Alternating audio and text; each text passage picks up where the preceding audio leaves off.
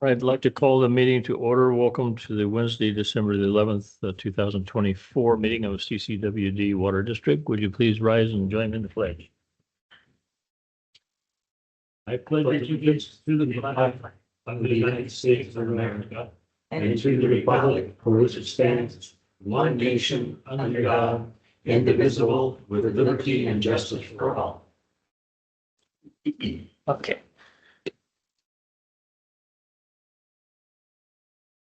All right, Rebecca, would you please call the roll? Director Underhill? Here. Director Davidson? Here. Director Cicada? Here. Director Ratterman? We're not hearing Here. you, Director. There he is. Okay. And President Thomas? I am also here. Okay, item number 2, public comment at this. Director Ratterman. Yeah, could I have a little note to add to the roll call. Under the provision of Assembly Bill 2449, I am attending remotely under just cause illness. Yeah, sorry for not being there today. I'm under the weather. Under that's the it. weather. We're glad you're here online anyway. Okay, well, hope you improve. All right, returning to item 2, public comment. At this time, as you know, members of the public may address the board on any non-agendized item. Public is encouraged to work through staff to place items on the agenda for board consideration, and no action can be taken on matters not listed on the agenda. Comments on this at this item will be limited to 3 minutes per person. Any public comment here today? Any public comment online? Okay, moving on to, this is an unusual item, very old business. You know, I'm not saying I don't look at my agendas very often, but I did not see that on here. I didn't either. till I always we tell got here. people, there's nothing new going on at the water district. It's all the same old stuff. Right. And it's like, So, oh, that's good, Jeff. So we caught you by surprise with that. yeah, Yeah, that's That's good. funny. Okay. Okay, this is a discussion and action regarding a resolution of appreciation acknowledging Director Jeff Davidson's 25 years of service on the CCWD Board of Directors. Yeah, good job, man. Yeah.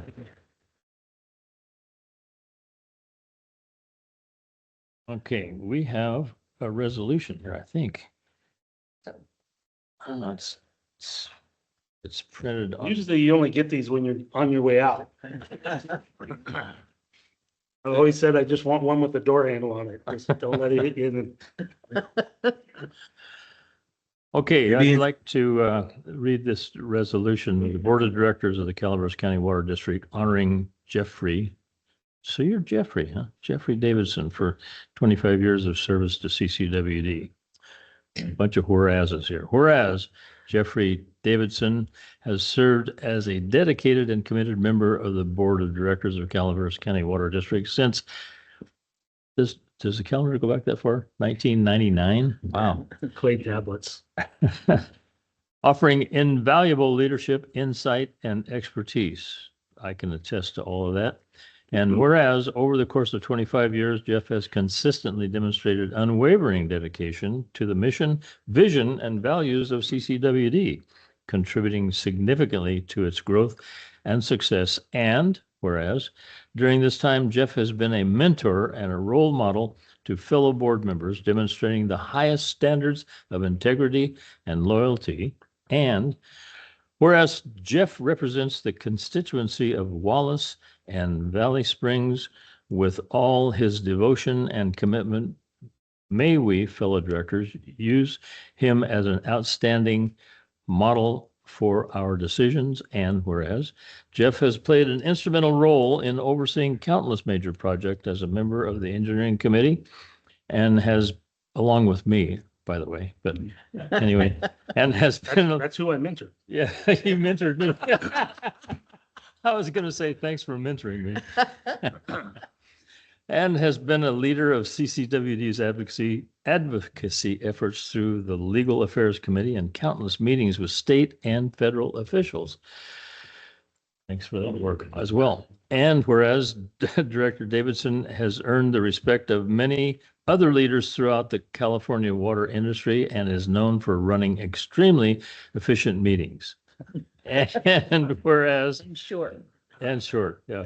Whereas Jeff has consistently made himself available to the public and his constituents by holding informal office hours from his regular spot at the La Contenta Bar. And whereas the board and staff of CCWD deeply appreciate Jeff's enduring commitment, thoughtful contributions, and tireless advocacy. Now, therefore, be it resolved that the Board of Directors of the Calaveras County Water District, on behalf of staff and the community, expresses its heartfelt gratitude and admiration to Jeff for his extraordinary service and leadership over the past 25 years. That's amazing. So that's all we have to say about you, Jeff. So, Laid it on pretty thick. yeah. Do we clap? Okay.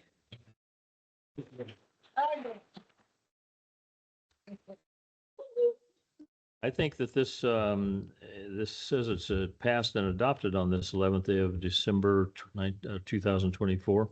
So I somebody move needs for to make a approval. motion. I'll make Okay. a motion. Oh, Director Ratterman beat you to it. So, Gotcha. I'll second them. okay, it's been moved and seconded. So could you please pull the board on this item? Or take comment Comments? before you vote. In case anybody I wants to think object. we said it all. So anyway, let's open this up for comments on Jeff's commitment efforts and I'll make a quick comment here. I'll never forget the first time I met with Jeff, and we didn't know each other much at all before I started at CCWD. So we set up time to have coffee before my first day. And the first thing Jeff said to me was, "You weren't my first choice." Which I really appreciate that, and we've come to know that candor and honesty.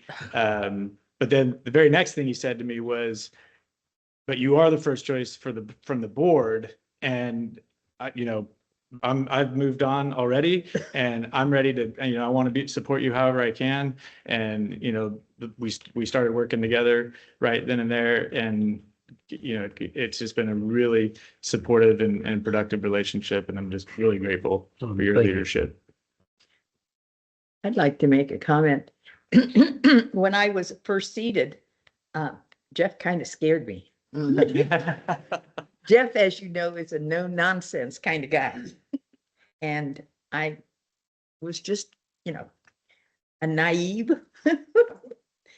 person out of Ebbets Pass, and I didn't know how to deal with Valley Springs, and I certainly learned quickly. But anyway, Most people in Evans Pass don't even know Valley Springs part of the county. we do now. We do now. We've been educated. But I really appreciate all the time that Jeff has spent and given his all to his position. And I was waiting, maybe I could catch up with him, but I don't think so. I appreciate you too, Bertha. You're a good friend. Thank you. Okay, my turn. your turn. So I'm going to say I really do appreciate working with you, even though I feel like I've had some hard times working with you. But I do appreciate you and respect you. I think your knowledge of being here as long as you have has really helped me. I've looked to you to help me make some decisions, and I appreciate that. So Well, thank I you. appreciate you as well. Thank you. Director Ratterman, the floor is yours. Yeah, with all these kind words, it does feel like you're leaving. I'm not quite sure that that's not the purpose of this. You know what they But say? I You should hope- try to go out ahead. I think I'm ahead right now. But I hope you are staying. You've done us well over the years. It's been great working with you. Got many more years to go. Thank you, Scott. Yes, he does. At least 4, right? Okay, I'd like to share my thoughts on Jeff Davidson. It was about in 1999 that I first became aware of Jeff's work on the board, and frankly, I thought that he was a know-it-all. I mean, just, I didn't really care for his attitude and all that kind of stuff. But then working with him on the board, I realized that he actually does know it all. And it's always amazing to me that how he can just dredge up these little factoids about, oh, we handled that in the year 2000, and this is the way it went, and why are we doing this again? It's just I admire your ability to remember all that stuff, Jeff. It's really. I don't know where I put my keys, but But this has been in the length of time that I've served on the board with Jeff has been very enjoyable, and we all, the whole board has a very good relationship with each other, and I very much appreciate that. And even though you can be kind of crusty and make comments about how old I am and kind of stuff. yeah, how sometimes you talk too long. Okay, all right. So anybody else? Come on. Nope. Staff on it. Well, he doesn't want to have staff do stuff. Wait till he's leaving, right? I've been debating what story to tell about Jeff. And I know he just loves all these finance things. Oh, and yeah. Budgets. But I think the best thing I learned from Jeff via Steve Hutchings is any questions. Let's move on. Gotcha. When you talked about brevity, direct to the point, that's Jeff Davidson. Thank you. Thank you. That's the way it should be. Okay, Get to the point. if there's no other comments here or online, Well, I just want to say one thing quickly, and again, I really did not see this on the agenda, so I am surprised about it, and I appreciate it. But even in all the campaigns that I've ever ran here, I think this is my 8th term. I'm not even really sure about that because there was a 1 and a 2-year term in there at some point.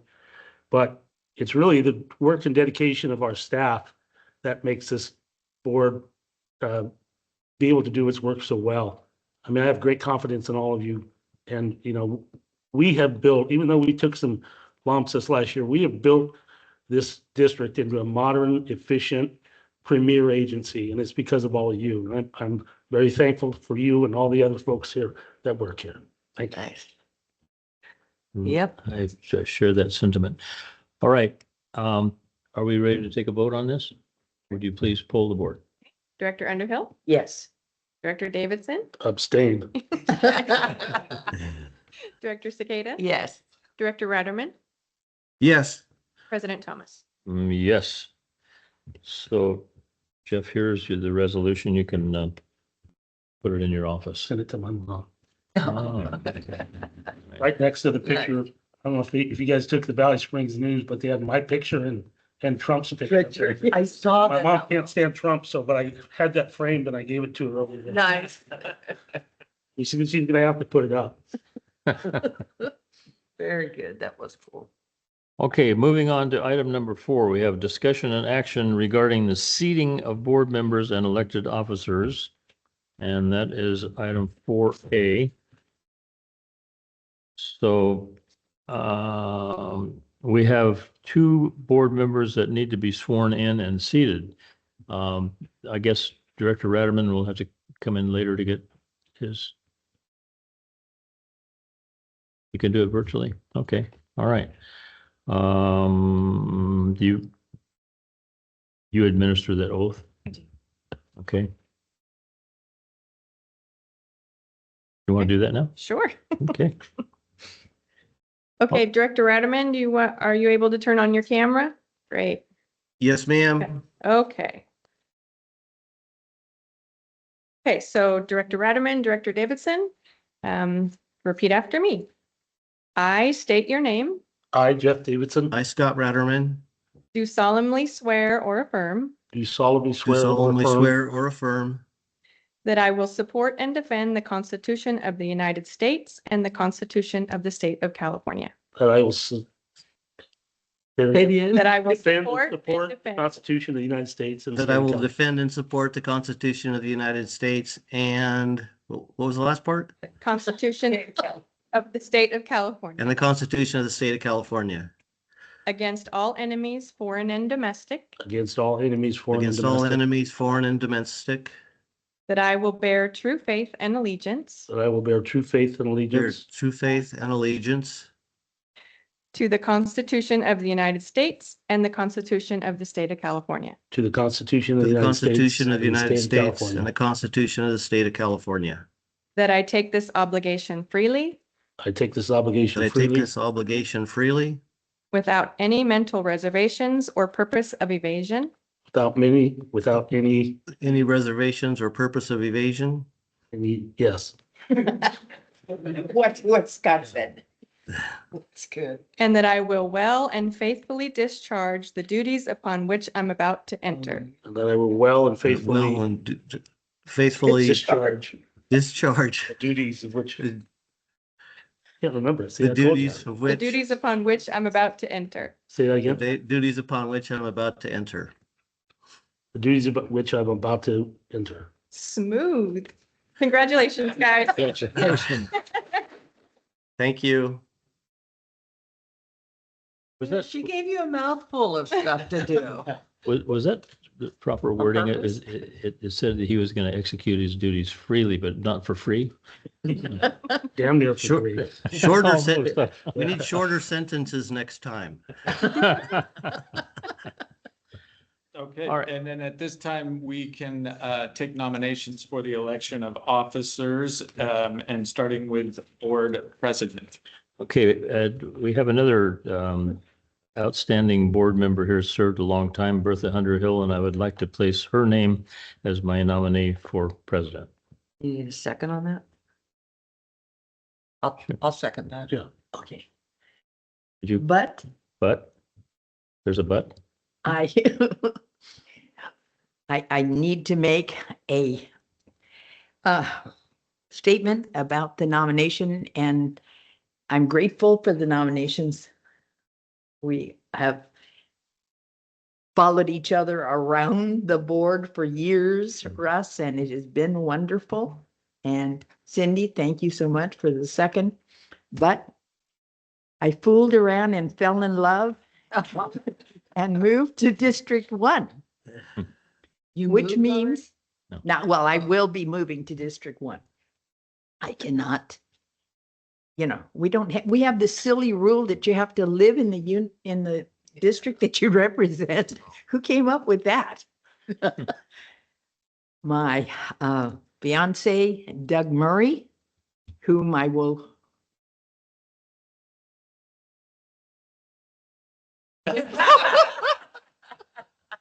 I told you I fooled around and fell in love. I don't know that we need all the details. Okay, Jeff says cut to the chase. So I'm cutting to the chase. I will be married on May the 3rd of this year up at Our Lady of the Sierra in Arnold. I will be moving down to the Flatland Angels Camp, which is, 22 miles from Arnold. So I will no longer be a resident of Ebbets Pass, and so I cannot accept the, You'll be stepping off the board then in May? as of April the 30th, the end Oh, of wow. April. Mhm. Okay. Yeah, you will get my letter of termination on April Fool's Day. Nice. That would be good Wouldn't that for be you. funny? I think you That's what should. I'm doing. That's what I'm Effective the doing. 30th. That's when you'll get my letter saying that I am resign. Do I resign? Yeah, I think that would be the way to go. And then I Yeah. think on May 2nd, Russ, you better watch out. Okay. Yeah. Um, that would be a document worth framing. It would. Yeah. Okay, well, and I love each and every person in CCWD that I work with and I have ever worked with. Even Well, Joe? Oh. you know how much I love you. I love you all. And Well, you'll I- be missed, I- Bertha. I'm not going to cry today. I'll cry later on. But that's it. All All right right. then. Well, if you're going to decline, do we have another nomination for president? I'll make a nomination for Jeff Davidson for president. I would like to second that. Wow, big day for Jeff. And he thought, What happens when you don't show up, Scott? Yeah. Wow. oh, well, congratulations, Jeff. Well, we haven't voted yet. Okay, so we have a motion and we need a motion and a vote to close the nominations actually first. And I'll make a motion to close the nominations. I'll second. And then a roll call for president. Director Underhill, Yes. Director Davidson, Yes. Director Cicada, Yes. Director Radaman, Yes. and one last time, President Thomas. Yes. There you go, Jeff. Well, thank you all. So I guess my duties here are done, huh? Yeah, now I'll try Hand to over pick the up the gavel. pace here. Let these poor guys go back to work. Can we entertain a nomination for vice president, please? I nominate Cindy Cicada. Isn't it supposed to be president? No, no. I will second that nomination. All right, I'll need a motion to close the nomination. So moved. Okay, all those in favor say aye. Aye. Aye. Opposed? Roll call vote for this This has to be one. roll call? No. Oh, Do we Scott's need, gone. do we need a second to close the nomination or did we get that? I'll- I didn't I hear. thought we did. I'll second that. Okay, a roll call vote, please. Okay. Director Underhill, Yes. Director Thomas, Yes. Director Cicada, Yes. Director Radaman, Yes. President Davidson. Yes. All right, congratulations. Now can we get this thing rolling? Yes. Yeah. Yeah, and we can discuss committee assignments and, the board members should, if you have preferences, let President Davidson know and we'll release the new roster of committee assignments and all the other positions at the next. Take long. Oh, wow. I'll be president, vice president. So at the next board meeting, we'll publish the new roster of committee assignments. Okay, so we're gonna move on to item 5, the consent agenda. All items are expected to be routine, non-controversial. Items will be acted upon by the board at one time without discussion. Any board member may request that an item be removed for later discussion. We have approval of minutes of November 13th, review of director's monthly timesheets, ratify a claims summary, 633, report on monthly investment transaction of October 2024. Motion for acceptance. Move to We have approve. motions, a second? I'll have a second. Okay, we have a motion and a second. All those in favor say aye. Aye. Don't Aye. we still? Because of him. Oh, we still got to poll? Yeah, because Okay, I'm he's not sorry. here. Please poll the board. You'll catch on here. Director Underhill, Yes. Director Thomas, Yes. Director Cicada, Yes. Director Radaman, Yes. President Davidson. Yes. Okay, thank you. We'll move on to new business. 6A, presentation of ACWA JPIA Special Recognition Award for Low Loss Ratio in Property Liability and Workers' Compensation Insurance Program categories. Director Radaman, I see you're in charge of this. Okay, thank you, President Davidson. At every fall conference, at the ACWA Fall Conference each year, the JPIA recognizes different districts who have a low loss ratio. That means they're doing well in the programs. Calaveras County Water District has won this award annually, but not in all three categories. The three categories are liability, property, and workers' comp.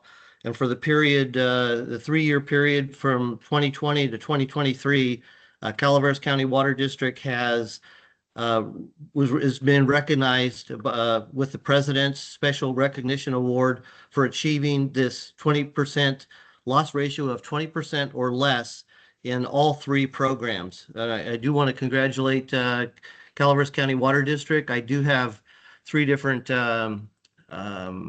certificates from the JPIA to present to you, but I will get them by when I feel better. But this is a big deal. This means we've won two out of three of these, I think, for the last 2 or 3 years. But to get all three of these, a loss ratio of 20% or less means that our losses. This is a computation of our losses over our premiums. They're not called premiums, called contributions. So our losses over our contributions in all three categories means we're doing something right. We're doing our risk management properly. We're doing training properly. Workers' comp injuries are down to that and that low of an area.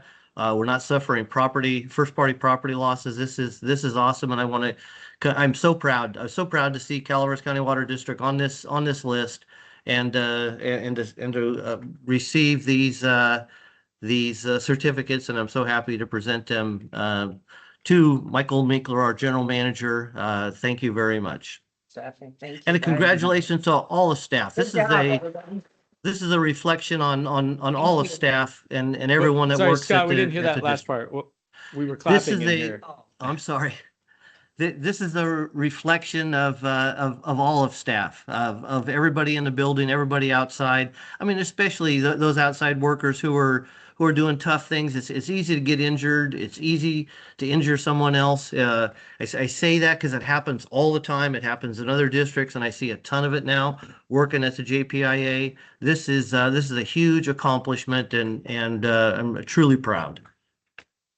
Okay, now. Thank you, Director Ratterman. Yeah, I was just gonna say, yeah, I appreciate you presenting it to me, but this really, like you were just saying, this is every member of the organization, every employee that CCWD has a hand in this. And so it's just I agree. It is indicative that, you know, we're going in the right direction, but it's only because of a complete team effort and people looking out for each other and looking out for the district above anything else. So it's really reflective of the effort that staff put in prioritizing these things. And also I have to appreciate Director Ratterman for being honest on this stuff.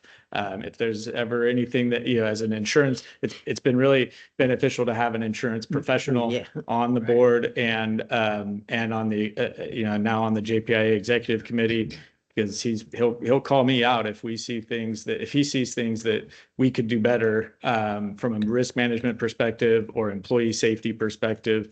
I appreciate that input, Scott. So thanks for your help on that front. Thank you. Staff. Okay, anything further on that? No, that's Okay. it.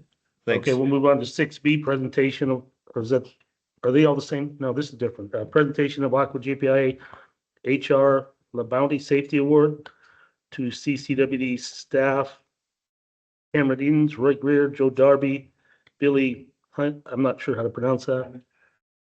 Heinley, Matt Jarnigan, Pat Burkhart, construction and maintenance manager. Good afternoon, President Davidson, members of the board. So I'm honored to stand up here before you today and announce that we just said that 5 of our staff members have been selected and awarded the HR La Bounty Safety Award from JPIA APIA. ACWA JPIA. Little quick background of this project that they were selected for. It was lockable valve and hydrant caps. So recently, CCWD, you know, we just finished our redwood tank replacement project. We replaced all those with glass lined steel tanks. While the drain valve on these has a 2-inch operating nut that is exposed. So staff recognized that.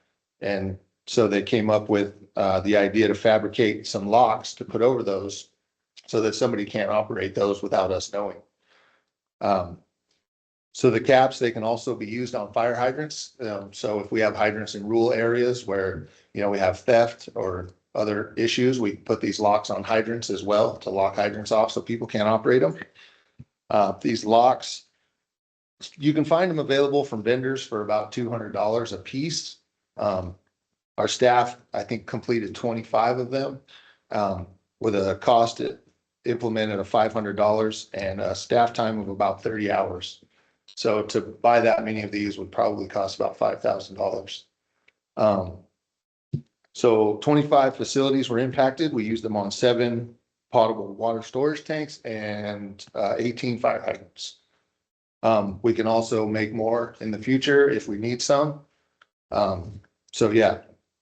So I would like to, each member received a check from ACWA JPIA as well as a letter. Wow. So, and a certificate.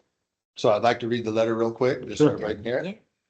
So, dear crew, on behalf of ACWA JPIA, we would like to thank you for your recent safety award submission.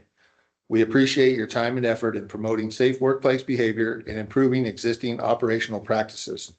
Individuals like you who demonstrate safe behavior, participate in training, and risk reducing actions foster a positive safety culture. Enclosed is a check and a certificate in honor of your achievement. The entire JPIA membership is successful because of individuals like you.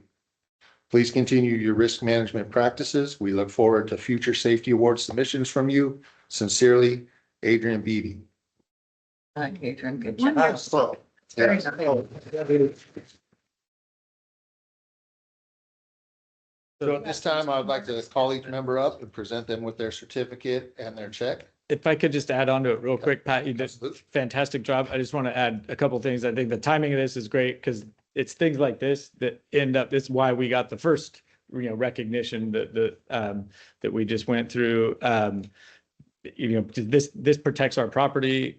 These things, as we know, water theft, they tend not to operate those things properly. And so it can cause damage to the system. There's just a lot of repercussions. And so just appreciate you guys for prioritizing that, identifying it and finding the solution.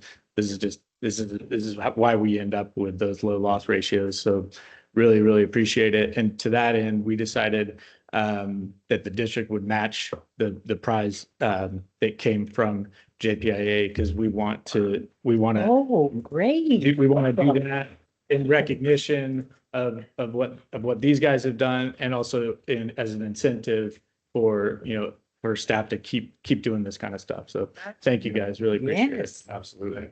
Oh. Excuse me, and I don't have money, but I have something that'll sweeten, than money. that will sweeten, and so I want to give one to each one of the fellows. Yeah. Oh, you're welcome. Got pictures? Kelly, Okay. you're gonna take pictures? We can once they get their certificates. Oh, okay. That was there, you're shaking their hand. So we'll start off first with our Evans Pass distribution crew. So Joe Darby, he is our senior up there.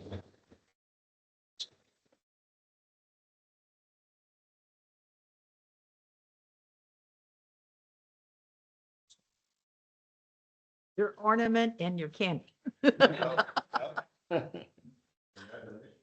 Oh, thank you. Next, we have Bill Heinley.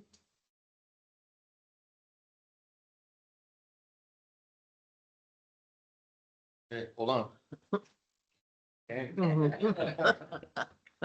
And then Matt Jarnigan.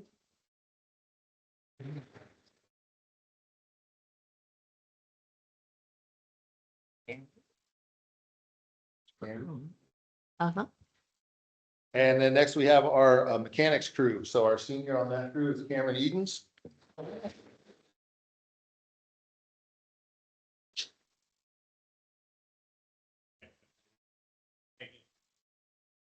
And last but not least, Roy Greer. Roy.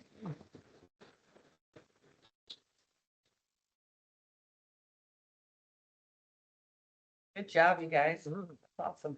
So I would just like to personally thank you guys for all your hard work and your boots on the ground, proactive effort to identify these situations and items like this.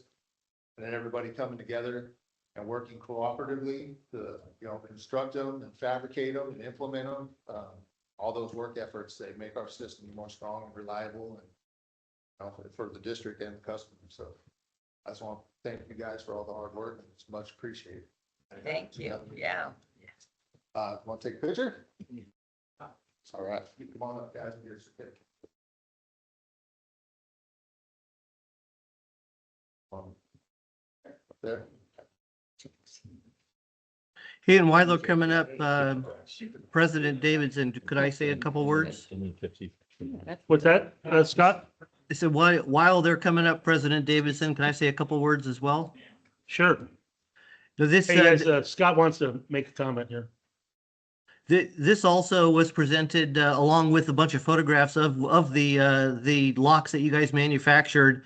I can guarantee you this is going to be used, and we're going to be contacted by districts across the state to implement this at their districts. That's how these safety programs work. And you guys, staff at CCWD has. We've seen from Damon in his presentation over the years in his operation manager's report of all the things that you guys are doing in the field. This isn't the first thing that you've created from scratch. I say you, that staff has, and I would like to use this as an example. If we could each fall, Calaveras County, with all the things that we're doing during the year, could win one of these awards every single year. And I do encourage you to continue on with this effort and share what you're doing in the field when there's something that's out of the box that isn't part of ordinary, and it happens every single day. Creating an idea or creating a different way of doing things than from the past, and would like to continue encouraging you. Secondly, I think it's a great policy that Michael came up with, the idea of doubling these awards. They're not huge, but I'd like to create that as a policy, that when our staff does receive these monetary safety awards from the JPIA, that we as a district also recognize them and double those awards. I hope we can create that moving forward. Thank you. You want to stand up? Or you want us to just back away? No rabbit ears. Do you have a box for me? Like, I'll shrink a little bit for you. Don't stand behind Pat.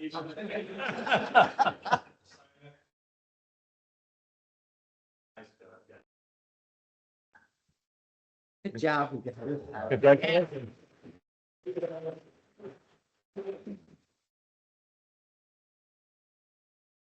Thank you.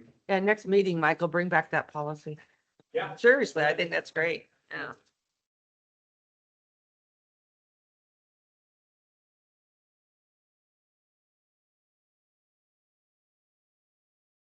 This meeting is dragging. Okay, where are we at? Okay, we're gonna move to 6C, discussion action supporting the grant application to implement a regional water and wastewater apprenticeship program with California Jobs First. Kelly? Good afternoon, President Davidson and members of the board. I did want to come up and talk earlier. You now are the, not now, but you are the only one here that's been here longer than me. So I think that's pretty cool. And it's been an honor, having you on the board for all these years, and really respect you very much. So Well, I thank you very appreciate much that. for everything. Thank you. However, knowing how you like to run a meeting, you can cut me off at any time. This is just for a letter of support, but I also wanted to take this opportunity and be prepared to kind of talk about this program a little bit. Go So ahead. I think this program is pretty cool. I'm really bummed that Stacy couldn't present. She did a good job on putting the board packet together for this, but I'm also really excited that I get to present it. So this has been a really collaborative effort between several different agencies. Really, the Cal Rural Apprenticeship Program has been going on in this county already. UPUD has a few members. One of our own GMs in Murphy's for Murphy Sanitary, her son is doing it. And so that's kind of how we heard about it. But then we wanted a different hybrid approach. And then we had a meeting with Travis from CPUD and Jessica from UPUD and myself. We thought, how can we make this more broad for the whole entire county and really, get some of these young folks into this industry? So that led us to reach out to Mother-in-law Job Training, and they pointed us in the direction of this California Jobs First Catalyst grant, which is actually due on the 15th. And we're scrambling right now to get this grant finalized by Friday to get it out there. So it's still, there's a lot of moving parts. We're still working on it as we speak.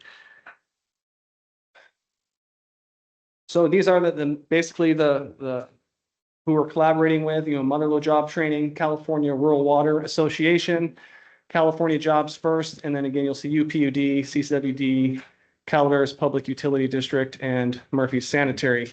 We do expect other agencies to be interested, and we have had some meetings with City of Angels, and they've showed some interest, but these have really been the folks that have already done letters of support and who are really looking forward to this program. So a little bit about Motherlode job training.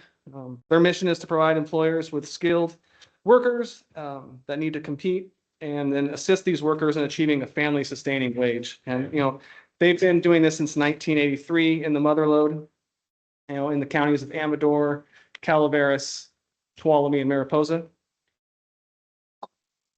And then we have the CRWA, which is the California Rural Water Association. They've already been doing this apprenticeship program, and basically this helps utility workers build skills in utility operations, combining 288 hours of training with 4,000 hours of on-the-job experience over 2 years. It's an approved Department of Labor federally registered apprenticeship, and it prepares participants for certifications in operations, safety, and then financial education. Here's a list of some of the certifications that these apprentices would come out of this program with.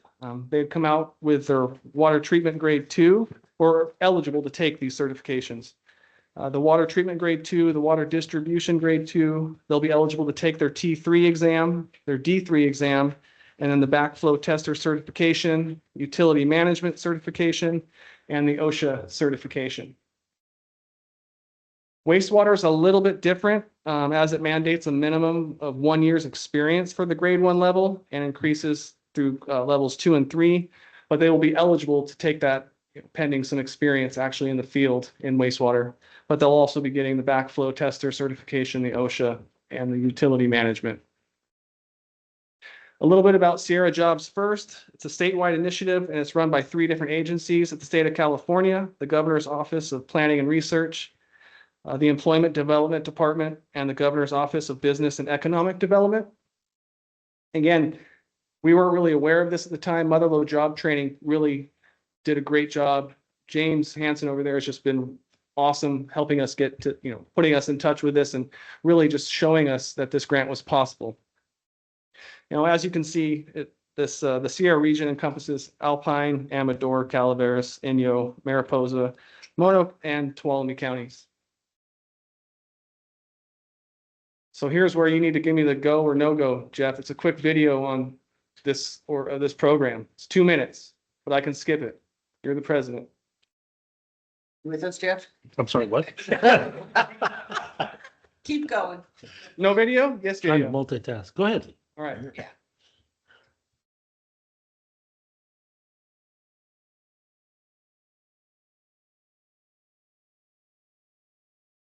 So these people are serfs.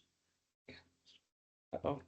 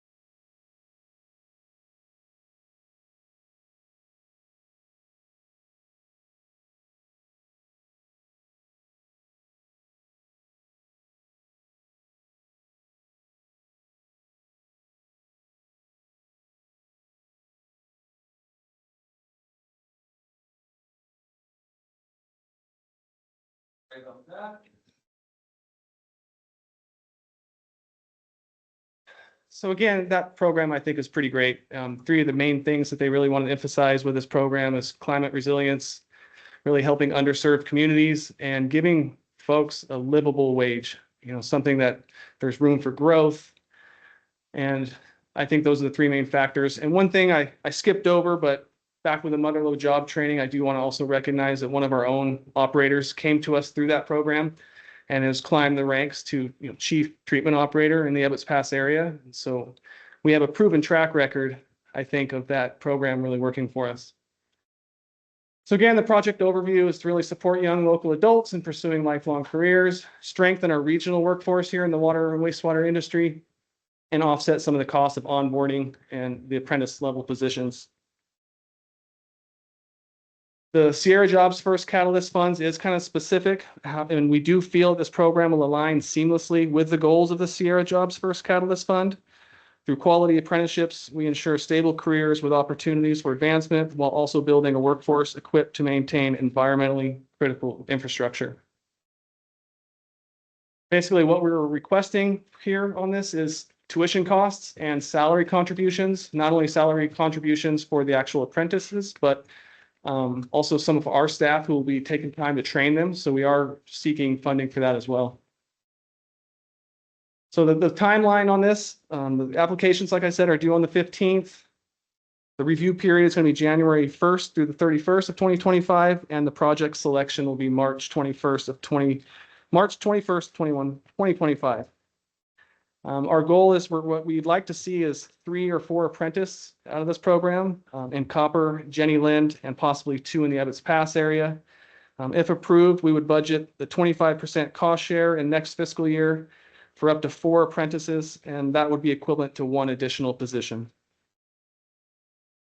And again, just a big shout out to the partners. It's been great. Again, I can't say enough about Mother-in-Law Job Training for really pointing us in the direction and helping us hopefully create something that could be really good for our county and really good for, and not just our youth. I keep saying youth because I'm assuming, young folks will be coming into this, but anybody who wants to get into this industry, really. It's a great industry. It's a worthwhile service to our community. And so this is really exciting. So again, what I'm just basically asking for you guys today is to approve a letter of support that we'll send off on Friday. We have some other letters of support from other agencies and some other individuals. So we would love to put that letter of support in. I support it. I'm just kind of wondering how the union is handling this, because these apprentices wouldn't be union members, correct? No, they would not be union members. And so the union's okay, we don't have to worry about it. We haven't really had that discussion with the union yet. So it's just I think we'll get into those details once we know whether this is awarded or not. Yeah, and it'd be similar to the other Mother-in-Law Job Training. We've worked with Mother-in-Law Job Training in this capacity Yes. before. And that's what I wanted to bring up. This is not our first rodeo with mother-in-law job training. We've had several apprentices right, come that's right. through, and I don't, Yeah, we're trying to just combine that with the Cal Rural Water program that's been successful for years now. That's what we're trying to combine. And we've had I think that it's for great. field staff and for office staff. We've had mother-in-law trainings here. right. So they're a nice, reputable, a good reputable organization and solid organization. All right, so do we have consensus to support this letter? Yes. I'd say Yes. so. Okay, Yes. we don't need a motion. I'll make Not a motion resolution. that letter supported. Okay, I'll second. all right. Scott, you have anything to add? No, I'm in total favor of this program and look to see how the details work out going forward.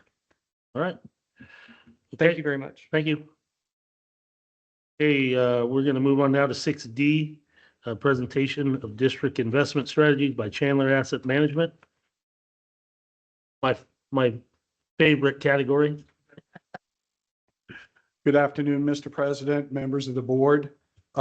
The item before you is a presentation from Chandler Asset Management on our investments that we have through them. The district has about $50.6 million under investment. And you can break that down into two basic categories: general use, which is operating capital expansion funds, and special use, which is the proceeds of our 2022 CIP loans. So Chandler manages about $20 million worth of our general use funds. And they manage those based on our investment policy, which we updated in October with Chandler's help. They do more than just manage our investments. They are our risk advisors, making sure we not only follow our policy, but we reduce and minimize risk as much as possible. So they help us on an annual basis, review our policies, make sure they're compliant with the state, and again, try to meet our goals, our investment goals, which in some cases, you know, you look at it, are we going to chase short-term yields versus a long-term strategy? And we're here for the long-term strategy. Kara Hooks at Chandler is going to be here to make a presentation. And at this point, I'd like to turn it over to Kara. And if you can bring up the PowerPoint, please.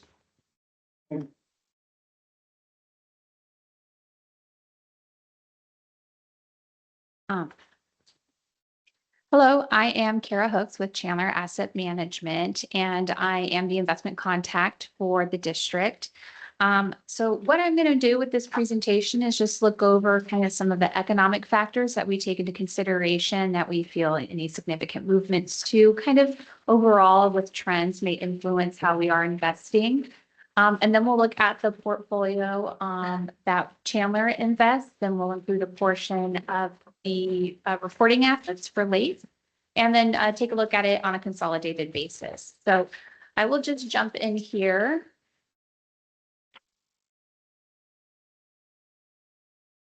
So on this page right here, we just have 3 bullet points, pretty much summarizing a lot of the information throughout this economic section we have. And overall, what we're seeing is still some softening in data, but still a robust market that we have going on. And that can be seen really with the employment numbers we received. So the data we have here is from October, and we had 12,000 non-farm jobs created then. That is significantly lower than the 100,000 estimate. So that's due to the hurricanes Helene and Milton, as well as a strike at Boeing. Since then, the November numbers have come out, and that came at 227,000 jobs created. Now that is right in line, and that is following the revisions of the prior month, as well as kind of the resolution of some of the strikes that had occurred. That takes those into account. Now, to put that into a different number, we have the unemployment rate. And so the unemployment rate for October came in at 4.1%. And since then, we got the November rate on Friday, and that came in ever so slightly higher at 4.2%. To put that into perspective, when I compare that to the state of California for October, it came in at 5.4%. And then further refining that down for Calaveras County, that number came in at 4.5%. So really kind of in between the national and then the state level for unemployment numbers. We also look at underemployment, and that is people moderately attached to the labor force or employed part-time for economic reasons. And that's at 7.7%. And that just ticked upward once to 7.8% in November. Now we take some of this information and really look at the JOLTS number, or the Job Openings and Labor Turnover Survey. And what this is, really what I like to look at is the chart as a whole. When you're looking at it since 2004, you can see we continue to be elevated, but on a historical perspective. However, we are decelerating. You can almost think we're decelerating back towards a normal, and I put that in quotation marks, employment market. Some of the other data we take from this is the jobs per person looking. So right now there's 1.09 jobs per every person looking for a job. And really that like 1-to-1 ratio is what we're looking for. It kind of shows that from an employer side as well as an employee side, that there is needs there. One thing we also take into consideration is the quits rate, and that came in at 1.9%. So that's off the pandemic high. And what that shows us is the optimism people have if they are quitting a job, the optimism they have in easily finding an equivalent or better position for themselves. So the lower that number is, the more we think people will stay stagnant in their positions because they're less optimistic in ease of mobility. And then we have inflation. The Federal Reserve has a dual mandate, and that is, maximum employment while keeping inflation in check. And we have the consumer price index here on the left-hand side of the chart. And for October, that came in at 2.6%. The November number came in and ticked up slightly to 2.7%. However, the Federal Reserve's really not too concerned about that. They really focus on the personal consumption expenditures next to it. And their ultimate goal is to get that number down to 2%. That's when they're talking about getting rates down to the 2% target. That's what they're focusing on. And the October number came in at 2.3%. So they trended almost to 2 and then jumped back up a little bit, but that is not something we anticipate to slow the Fed down in their rate cutting at this next meeting.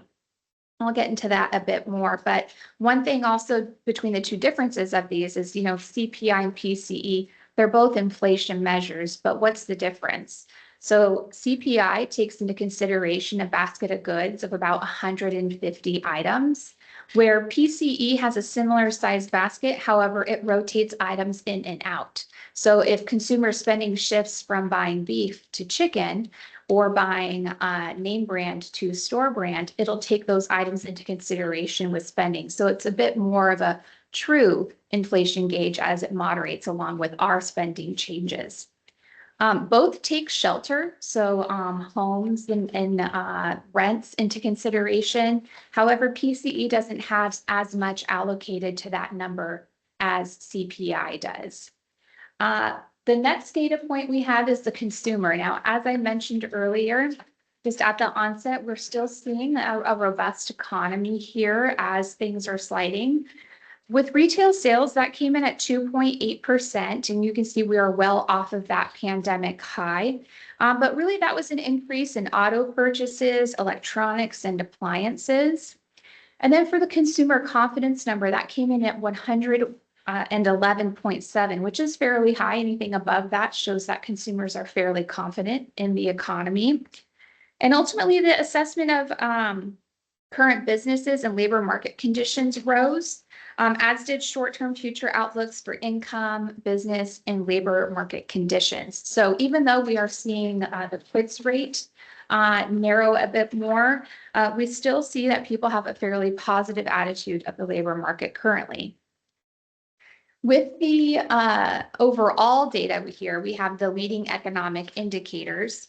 On the left-hand side, what is nice about both of these charts is they go back 40 years. So visually, they tell you a nice story of where we are now versus where we have been in recession periods. And you can see we are not quite so near any of those prior recessionary periods in either of these charts.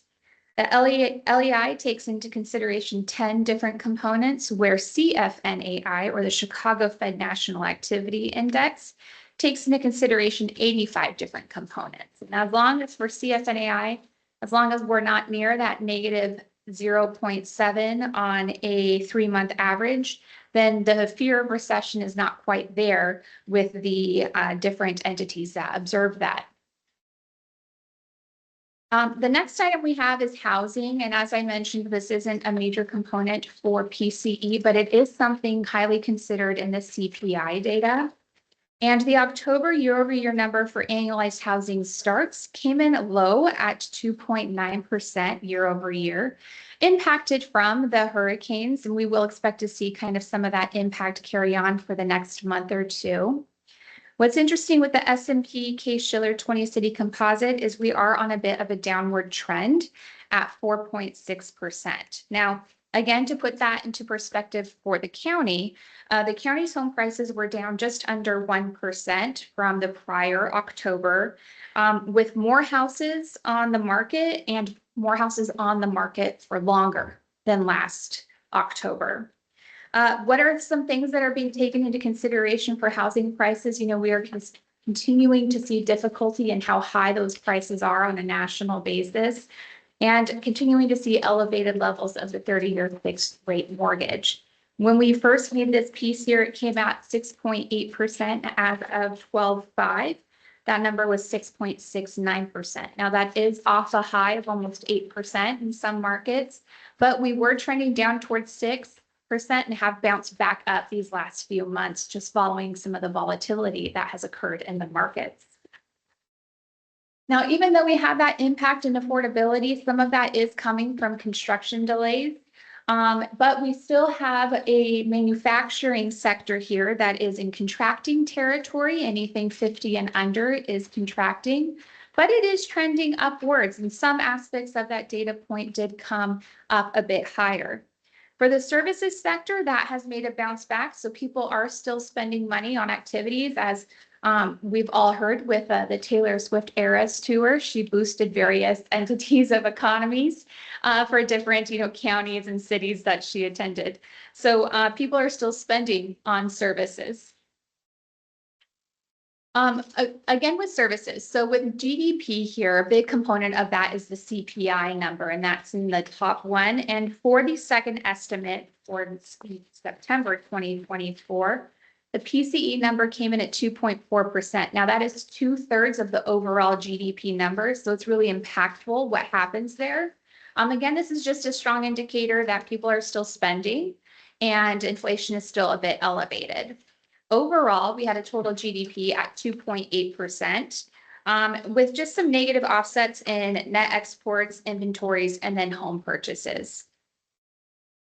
And then lastly, for this economic section here, what we take a look at, we've got two more items, is the Federal Reserve. So as I mentioned, the FOMC, they're the entity that raises rates essentially. Currently, we're at an effective federal funds rate of between 4.5 and 4.75%. Now, the FOMC does meet in December of, later this week, 17 and 18. And we are expecting them to cut 25 basis points. Even with the CPI number ticking up a little bit, we think the Fed still has enough data supporting that cut of about 25. And then we expect some moderating cuts throughout 2025. The Federal Reserve balance sheet is also on a downward trend here. You can see just under $7 trillion as they're letting a certain amount of asset-backed secure or mortgage-backed securities of agencies and U.S. Treasuries roll off at certain intervals. And then lastly, where are we with rates? So at the end of November, rates ended pretty much where they started at the end of October, but we did have a peak upward halfway there through some of the data. So the 2-year came in at 4.1 this morning, the 5-year also at 4.1, and the 10-year Treasury came in at 4.2%. Now, what's nice about that is we are starting to see the yield curve uninvert. Between 2s and 10s, it's a positive yield curve. However, that shorter end, anything 2 years and under, which is highly impacted by movements by the Fed, that's still a little bit higher. So we still are inverted between 3 months and 10 years.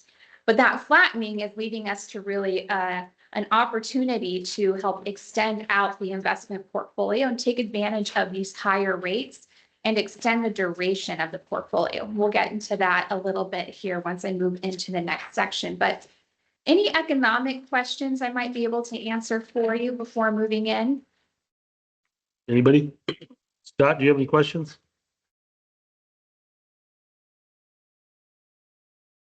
I'll take that as a no. Okay, hopefully we didn't fall asleep. So here we have our objectives. And as Jeff mentioned earlier, our objectives for the water district are safety, liquidity, followed by a measure of return in comparison to the selected benchmark. And how we do this is we invest in high quality fixed income securities. If you recall the investment policy when that went through, some of those changes did include edits that were made to California government code. And so the district has to follow California government code, which really restricts what you're able to invest in. You're only allowed to invest in bonds, and they have to be rated A or higher, or its equivalent. That was via S&P. So what does that do then? That limits the type of rates we're able to get into. But what we can see here is all of the compliance. So as we have the new investment policy, this will have minor changes to this portion here. But really the investment policy continued to be well-written and effective for the management. So SLY is still your acronym. Safety. Liquidity, and then yield. Uh-huh. Mhm. Okay. Really with a main focus on safety and liquidity. So our compliance pages here are rather robust, you can see.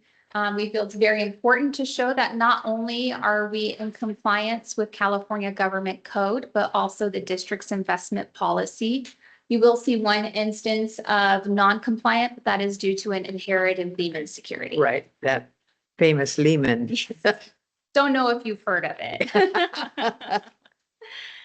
So jumping into the portfolio characteristics for the district, as Jeff mentioned, we manage approximately 20.5 million on behalf of the district.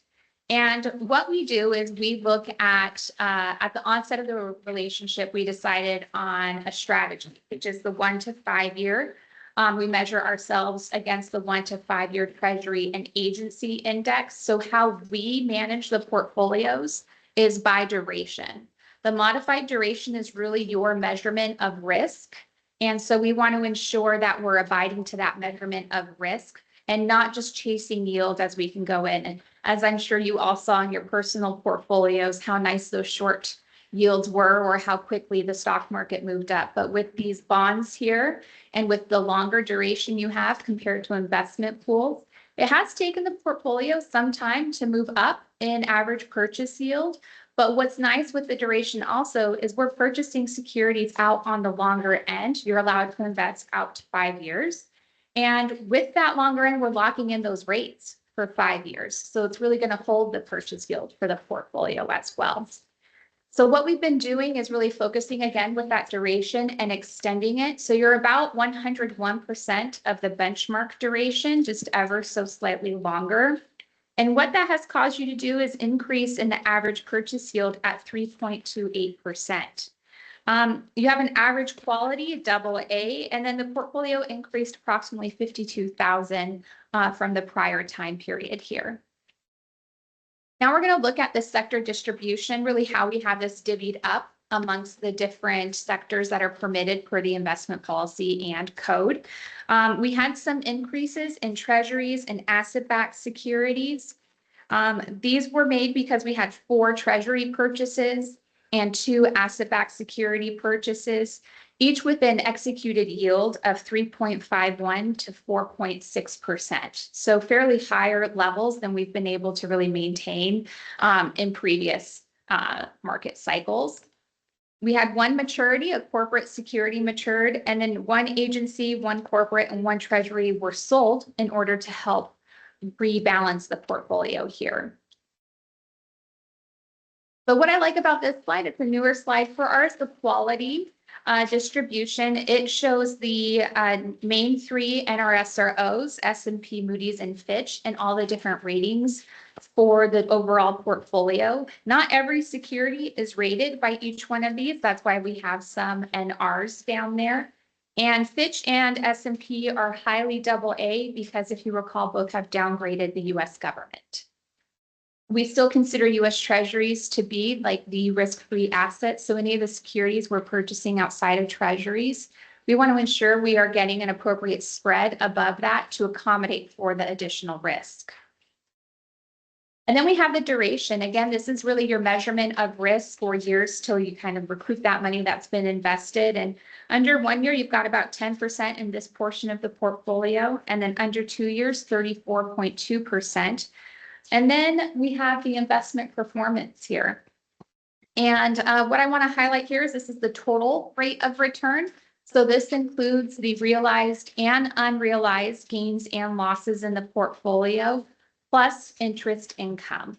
If you recall back to 2022, that was the worst year for fixed income. So everyone who was invested at that point had to mark a significant negative on their mark to markets that year. But as long as you held to maturity, you weren't losing any money. For the investment performance, that 3 months, we got 0.28 versus the benchmark of 0.18. But really, I want to point you to that 12-month number of 5.62% versus the benchmark of 5.02%. And then just moving out to since inception, we have the 0.90% versus the benchmark of 0.43. Now, the portfolio has a since inception date of March 2021, meaning that we started investing the portfolio as rates started to increase before that, and then as they did.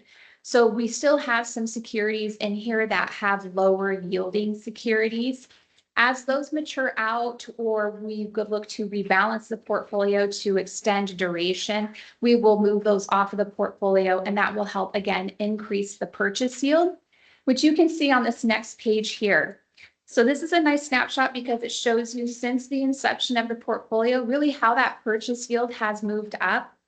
And looking at the February 2021 number, I mean, really it was unfun to invest in the 2010s because of how low rates were. You're very excited to get something that was, 0.25.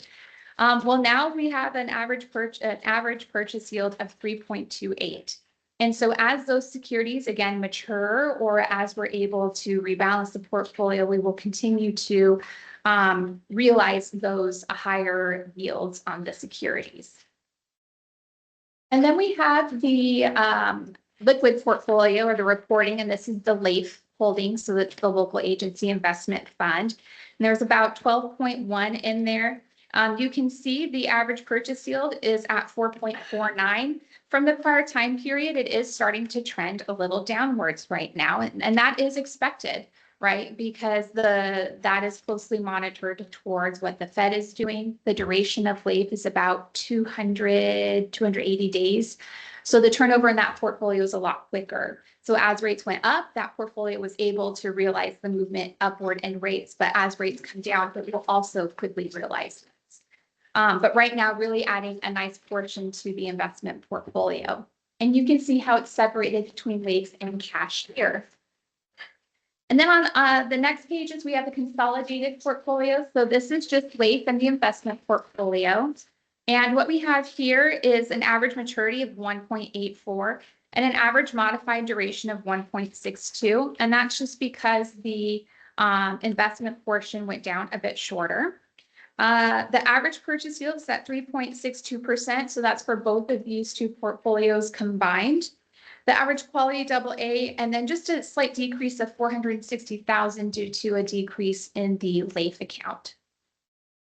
And then we have the sector distribution here. This shows you on a total portfolio basis what it's looking like. And again, we did have those increases in treasuries, LAIF, ABS, and then some muni bonds compared to the prior time period. And then lastly, we have our issuers. So what is nice about this chart here is it shows all the different issuers we have of the holdings in the portfolio.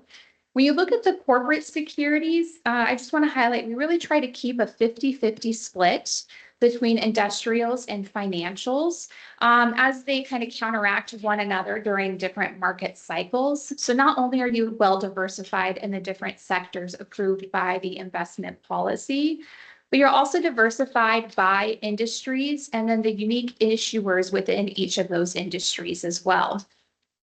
You can see the United States is the top one with US Treasuries, followed by LAIF cash, and then some agencies and agency CMBS, or those are some of the Freddie K holdings we have. But I'll just jump down, and we have the total portfolio holdings, but I'm happy to answer any questions you may have or review further material. Any questions, board? A lot of information. It is, yeah. Todd, are you with us still? Yeah, I missed a couple pages. Could you start from the beginning and go over the whole thing again? No, thank you very much for the presentation. Appreciate it. So this is just an update, though. We're not talking about any recommendations Nope. or, okay. Yeah, this is just an update. So we have the investment policy that we use when we are making these. And we also have a management directive that we worked on with Jeff, again, at the onset of the relationship. And that really guides all the investment decisions we have. And then if there are any major changes, I communicate that with. Did your strategy change with administrations?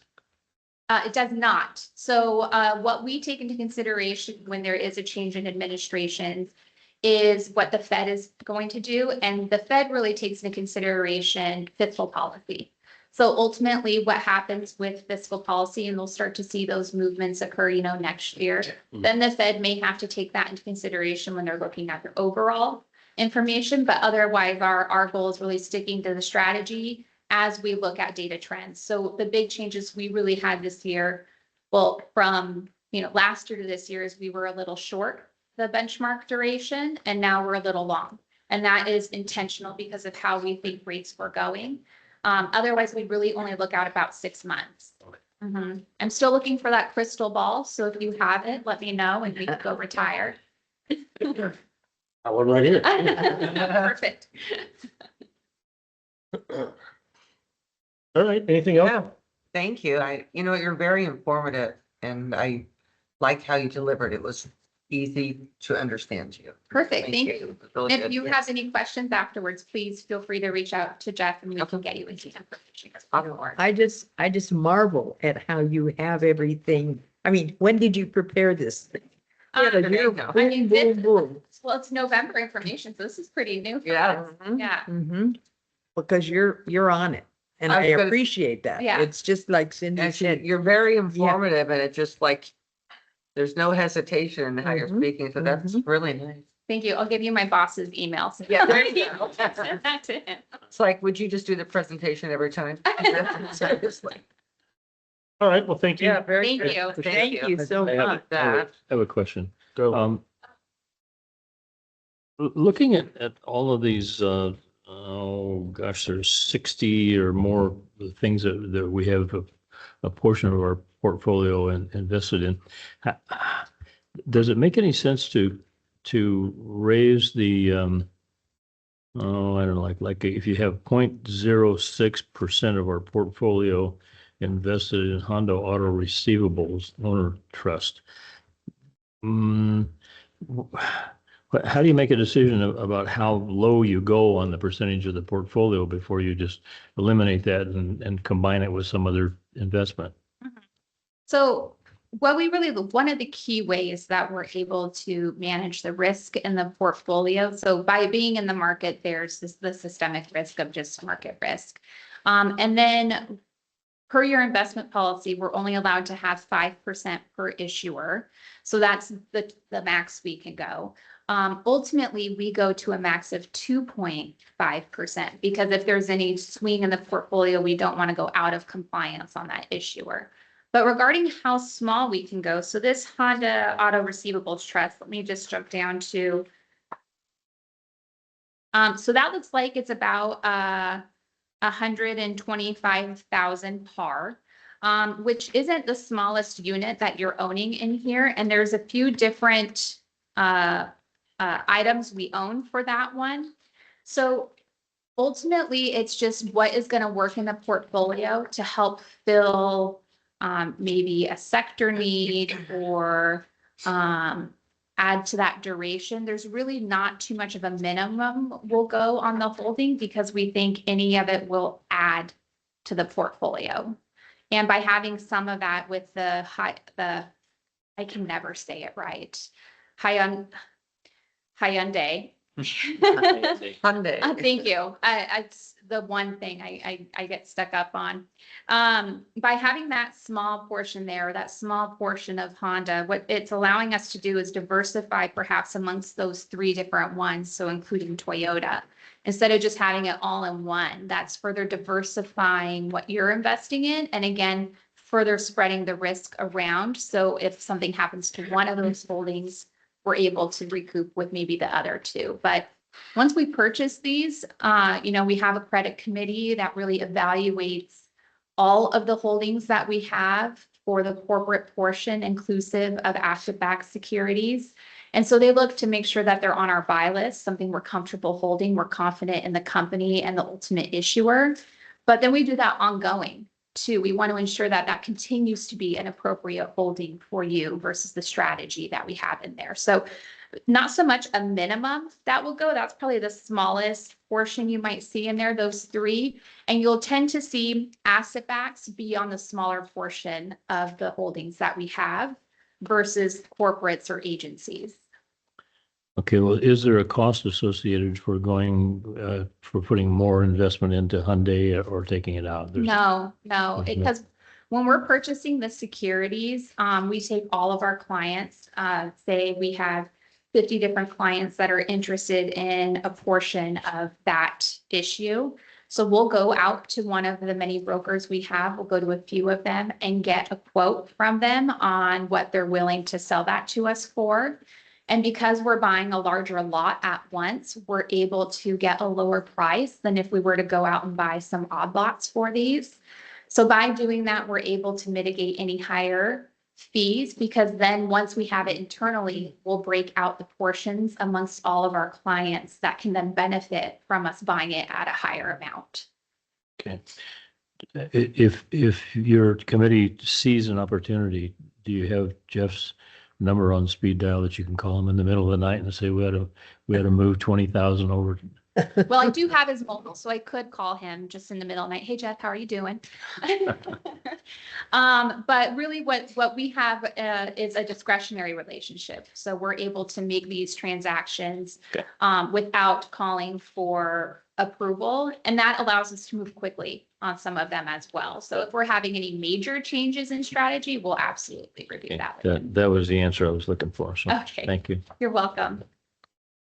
All right then, are you done? I'm done. Okay. Perfect. Thank you so much. Thank you for this Thank you. conversation. Thank you. Happy holidays. Right. Oh, you too. Merry Christmas. Okay, we'll move on to, did anybody need a break, or we all did? Yeah, that'd be You good. want a little break? Yeah. Five minutes. We'll take a little 5-minute recess.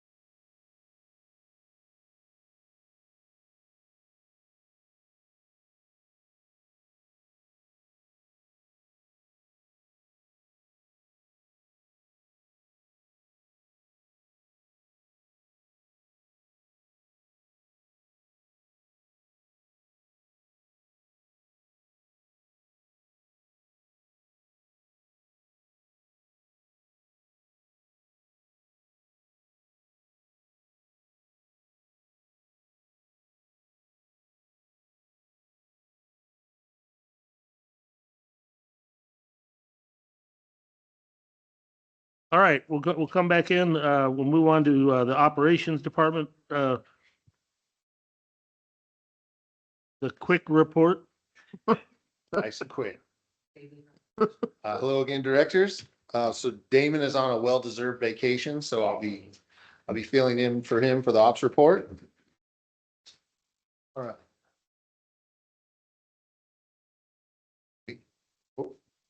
Looks nice and short this time. So we'll start down in the Jenny Lind area on Butler Court. So here the guys found they had a leak by a 2-inch valve. And you can see there's a little corroded pinhole in the threads on the pipe that threads into the valve.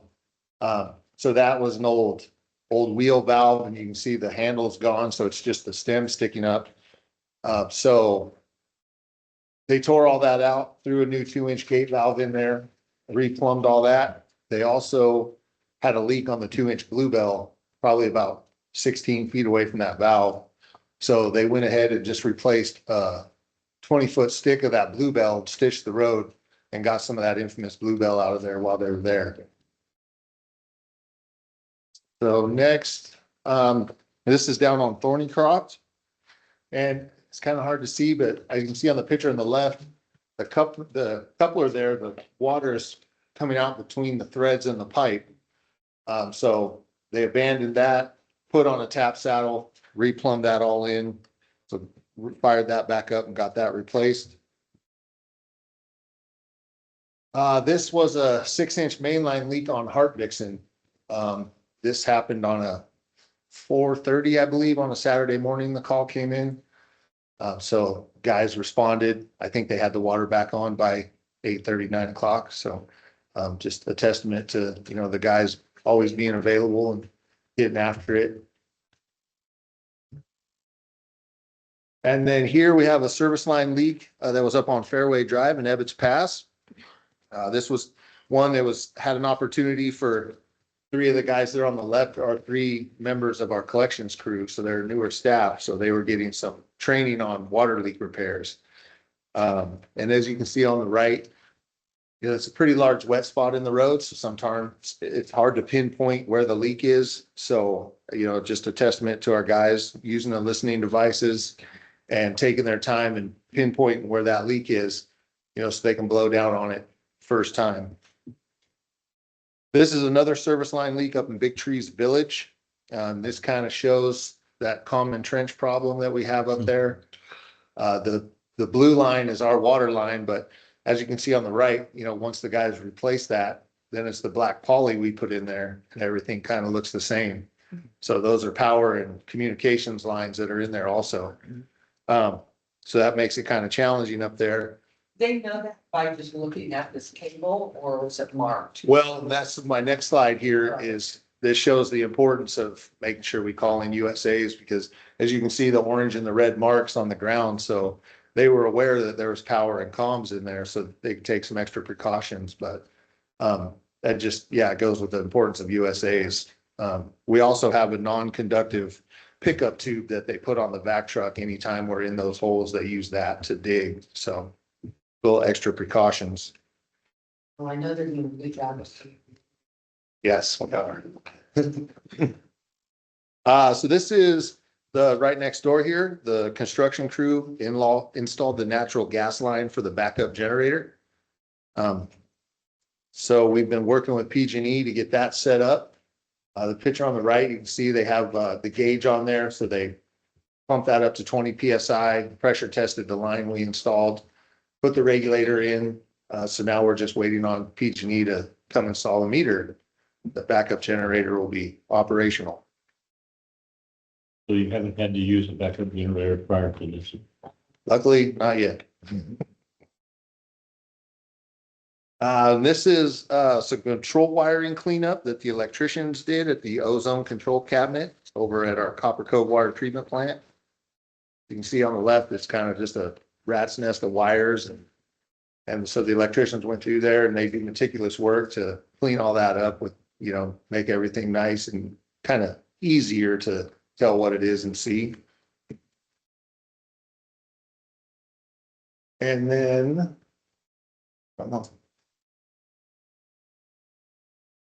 there it is. This is lift station 12 over in Copperopolis, and the electricians had to rebuild the starter on the number 2 pump at that lift station. You can see on the left, all the contacts are burnt. And this work effort was done prior to that last round of incoming storms that we had.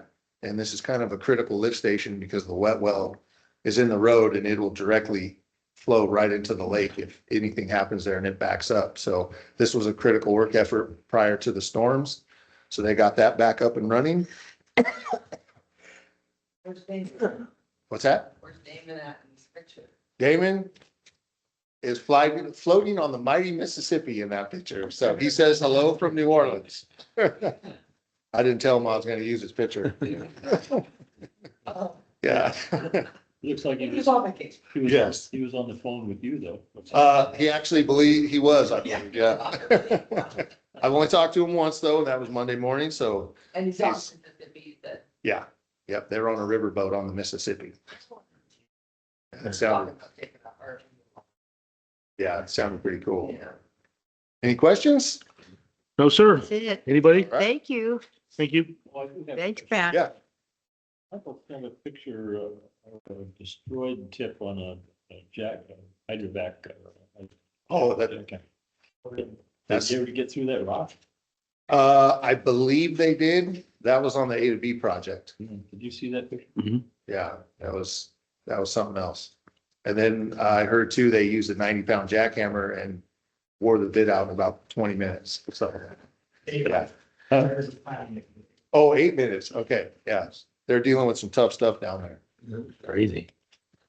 All right. Thank you. All right, thanks.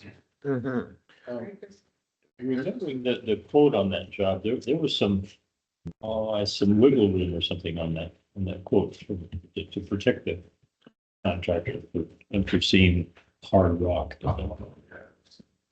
that right? I believe so. Yeah.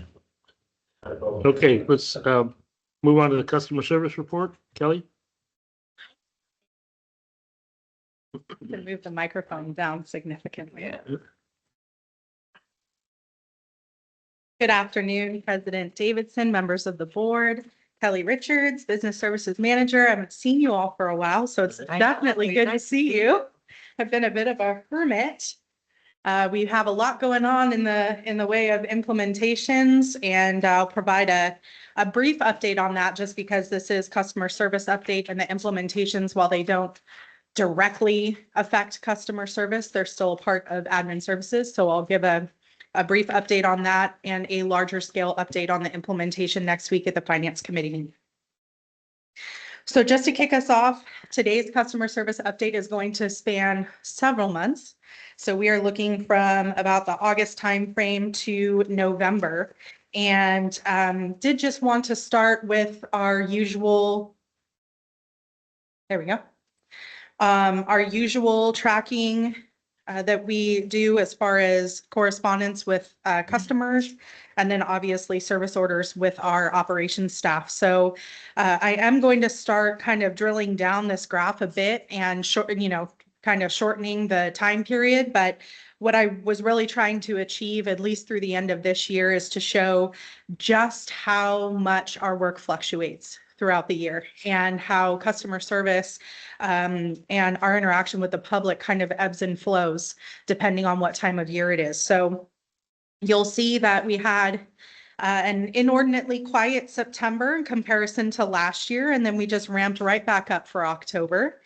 I haven't pinpointed really the cause of that per se, but it's not uncommon that we have people that are coming out of the summer months and calling regarding billing, or we still have customers who are having occupant changes, move-ins and move-outs, things of that nature.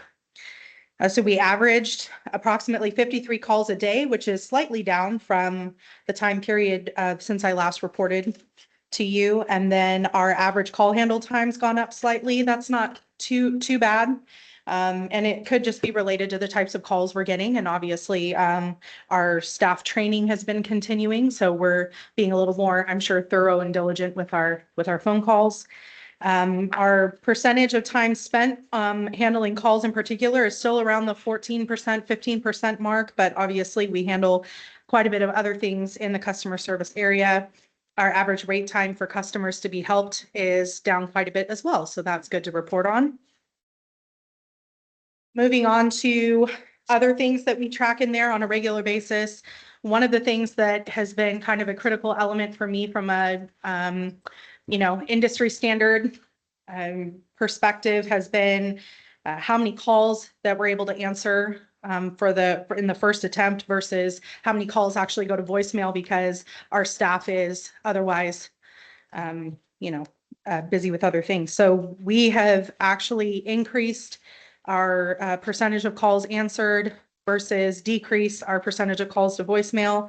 And again, I'm so impressed with the staff that we have in customer service right now and how everybody has just stepped up. There's a lot of cross training, some great morale in there, and I can't say enough about the crew that we have in there. So I think this data speaks for itself.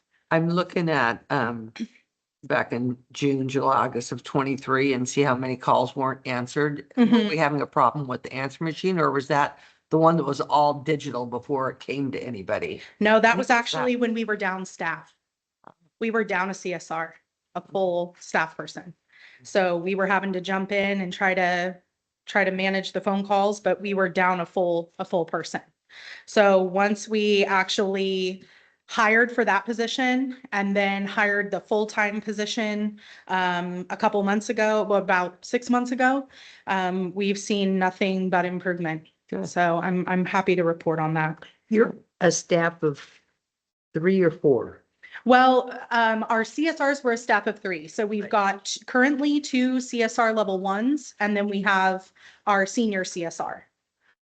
And those are the first telephone responders, if you will. Yeah, I would say, realistically, our CSR 1s are truly the ones that handle the bulk of the front end phone calls, emails, voicemails, and walk-ins. Corinne is our senior, will jump in whenever she's needed or to backfill. But primarily our 2 CSR 1s handle the bulk of that. So, and they've acclimated very quickly, which has been wonderful. Oh, yes. We receive calls in, like Director Cicada was saying, through a call tree. And right now we have 3 different queues that customer service receives calls through. Customers select which queue they would like. They ultimately end up going to customer service reps anyway, but it's a way for us to kind of track what customers are calling in about and what their selections are. When I'm looking at that, so when they select other questions or leak reports, it's ringing too, you can tell what they selected. Oh, yeah, it will tell us what queue it's coming from. And again, we really want to be cognizant not to provide too many options in that phone tree, just for tracking, just for means of tracking, when really the bulk of what people call about is to, follow up on their account, make a change to their account, ask about a bill, report a leak or a concern. And then some of the other calls they call in for are related to just miscellaneous inquiries. and half the time, like when people call, they just want to talk to a live person anyways. Yeah. The less buttons they push, the better. Yeah. That's how I am. Mm-hmm. And we do field quite a few calls, obviously for other departments. Customers may call in or folks may call in and they're not sure which option to select. And so they'll funnel through customer service first before being redirected. So sometimes they'll select other, and then we will help, redirect if they need to speak with a representative from another department. And then I did want to report on service orders as well. So kind of in tandem, usually with some of the things that Damon Wyckoff has reported on from the operations side, our service orders that we initiate in customer service are directly connected with the CMMS or mobile MMS work order system that operations, the guys out in the field use in order to complete their work. And so over the past several months, obviously the 2 main ones that we've seen come through are check for leaks. And a lot of times that's coming in off of the summer months because people are running irrigation. There's a lot more water flow, a lot more use in the system. And so we have a lot more inquiries for that. People are seeing, water manifesting because it's dry out. And so Right. we get What about when they call for a leak check? Do you ask them if they noticed it from the portal where they can look at their usage, or is it just mostly a visual? I think it just depends kind of how the phone call goes. So a lot of people will call in and say, I got my bill, or I went on the Okay. portal and I noticed something is not Gotcha. right. And then we go from there. Other people will say, I see. I see it. Yeah. Or I drove by and I saw something and it was suspicious. So it varies. It depends. I'd like to know how many people are using the portal and do that. I mean, I'm not telling you to track that, but that might be something in the future to see how well the portal's working Right, for that kind of stuff. right. And then obviously summertime, which I'm covering, is our busiest months for occupant changes, people moving in and moving out. So that's going to be the next big one. That's pretty much it to report on that. Nice. So the next one that I did want to touch on, which I think I touched on slightly at my last presentation, but like I said, it's been months. So I wanted to kind of separate this out a little bit. One of the things that some of our community inquired about is service order status. So we have reported on the types of service orders that come in and what that focus is, but we never really dove into how efficient the operation is as far as issuing and closing out. And so that's kind of what we're focusing on here is outstanding service orders.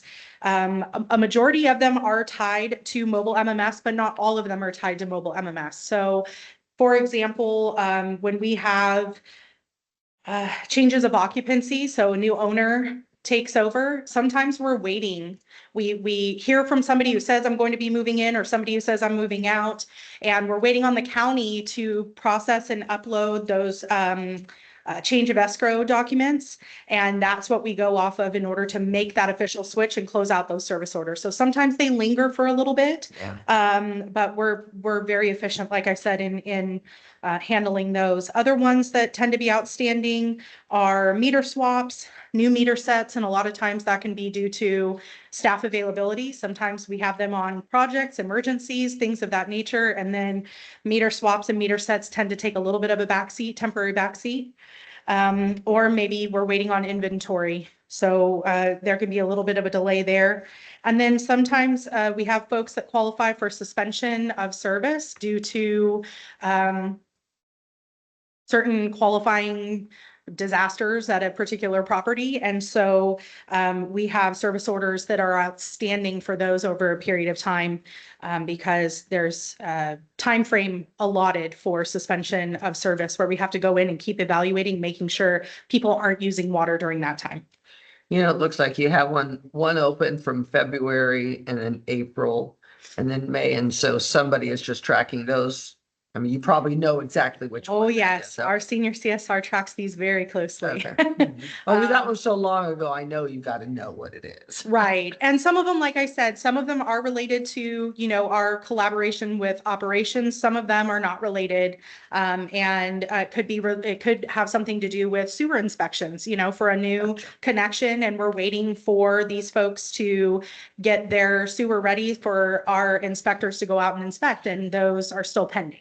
So there's various reasons why, but I would say as far as closing things out from a customer service perspective, we're pretty diligent about that. Cool. So moving on to customer portal and customer assistance. Here's a little bit of what you were mentioning earlier, Director Cicada. So we have a current membership in our portal of 9,728 accounts or memberships. And that's gone up over 300 since August, since I last reported. But that reflects active and inactive portal memberships. And so, again, one of the things we worked on with Tyler was generating a report that would tell us how many are active memberships, how many are unique memberships, and then in comparison to how many total active UB accounts we have, what is our percentage of registered active customers on the portal? And I am happy to report that we've gone up slightly since I last reported to you. We're at 63% membership of our active customer base on the portal. What's unique current active? So we have situations where there's a service account and a portal account created for an address. There's one created for the landlord and one created for the tenant. And so even though that registers as 2 active accounts, we want to know how many unique service accounts that how many unique accounts we have on the portal itself, so that we can compare that to how many active UB accounts we have, and then we're able to get that percentage of active memberships on the Using portal. it, yeah. And so national average for engagement portals like this are about 47%. All right. So we're well above that, and that's just another kind of feather in our cap when it comes to the portal. Obviously, we're still working on it. There's still more to be done. I see a lot of customers that are actively using alerts. Haven't engaged Tyler yet so much, just because we've been in the implementation on how we might be able to draw reports on how many people are enrolled in certain alerts. But we'll get to that point as well, because I would like to know how many of our active accounts are receiving alerts. And then as far as customer assistance goes, I'm happy to report, compared to the same time last year, our enrollment is up. We still have availability within the water and wastewater side of the assistance program, so we'll continue to push that out to our customers on a regular basis. But we are always taking applications for that program and encourage folks to apply, even if they think they may not qualify. Have you had many people not qualify when they applied? Not too many. Yes. We have quite a few that are able to qualify right off the bat. And then one of the things I did want to focus on today, specifically because it has been brought up in past discussions, is our Tyler system. Obviously, we're going through an implementation. We did complete the core financials implementation, which included our general ledger, our bank reconciliation, and some of our more common accounting practices. And so our finance staff, I want to give kudos to our staff in that department, because going through something like this, whether it's, over the span of many, many months or in a shortened period of time like this was, is extremely intimidating and stressful. And we are still obviously trying to figure out some things within the system and just kind of fine tune, and still train some of our admin staff and even get finance staff dialed in to be optimizing the system. But we did go live with that. We transitioned very quickly into our payroll side of the implementation, and we're currently involved in that. It's a little more involved on the payroll side than we originally anticipated. Some of the data coming out of our current system is coming over in ways that have been challenging for Tyler to decipher, I guess, and crosswalk over into kind of where the data home will be within the new system. So it's caused us to have to push out our go live date for payroll. But this is one of those platforms on the payroll side where we can't afford not to get it right. So if it means that we have to push it out, and we're looking at about a 2-week push out, so not anything, super substantial, but still meaningful enough that we need to do a couple of parallel payrolls between our current system and the new system, make sure that everything jives and all the data matches, because we certainly don't want to be jeopardizing anybody's take-home pay, any of our deductions, anything we have to report on. Stuff too. Taxation, exactly. And with payroll, there's, you have formulas and everything that are worked into the system on the finance side, but with payroll, because every entity is different, and then depending on what state you're operating in, you have different deductions and different, requirements from a payroll perspective. So things have to be built differently, formulas have to be manipulated, and so you really want to make sure your calculations are accurate. And so that's what Stacy and Kate are working on at this point.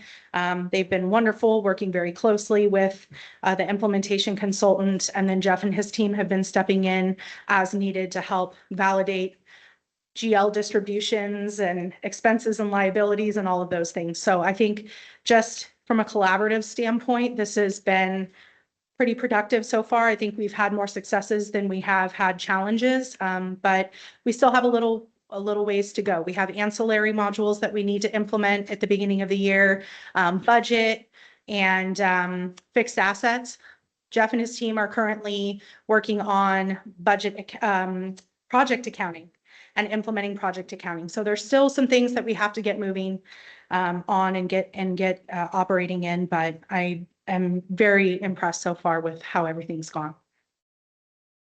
Tyler Security, very quickly, I just would like to touch base on that. Again, it's been a topic in some of our presentations and conversations in the past.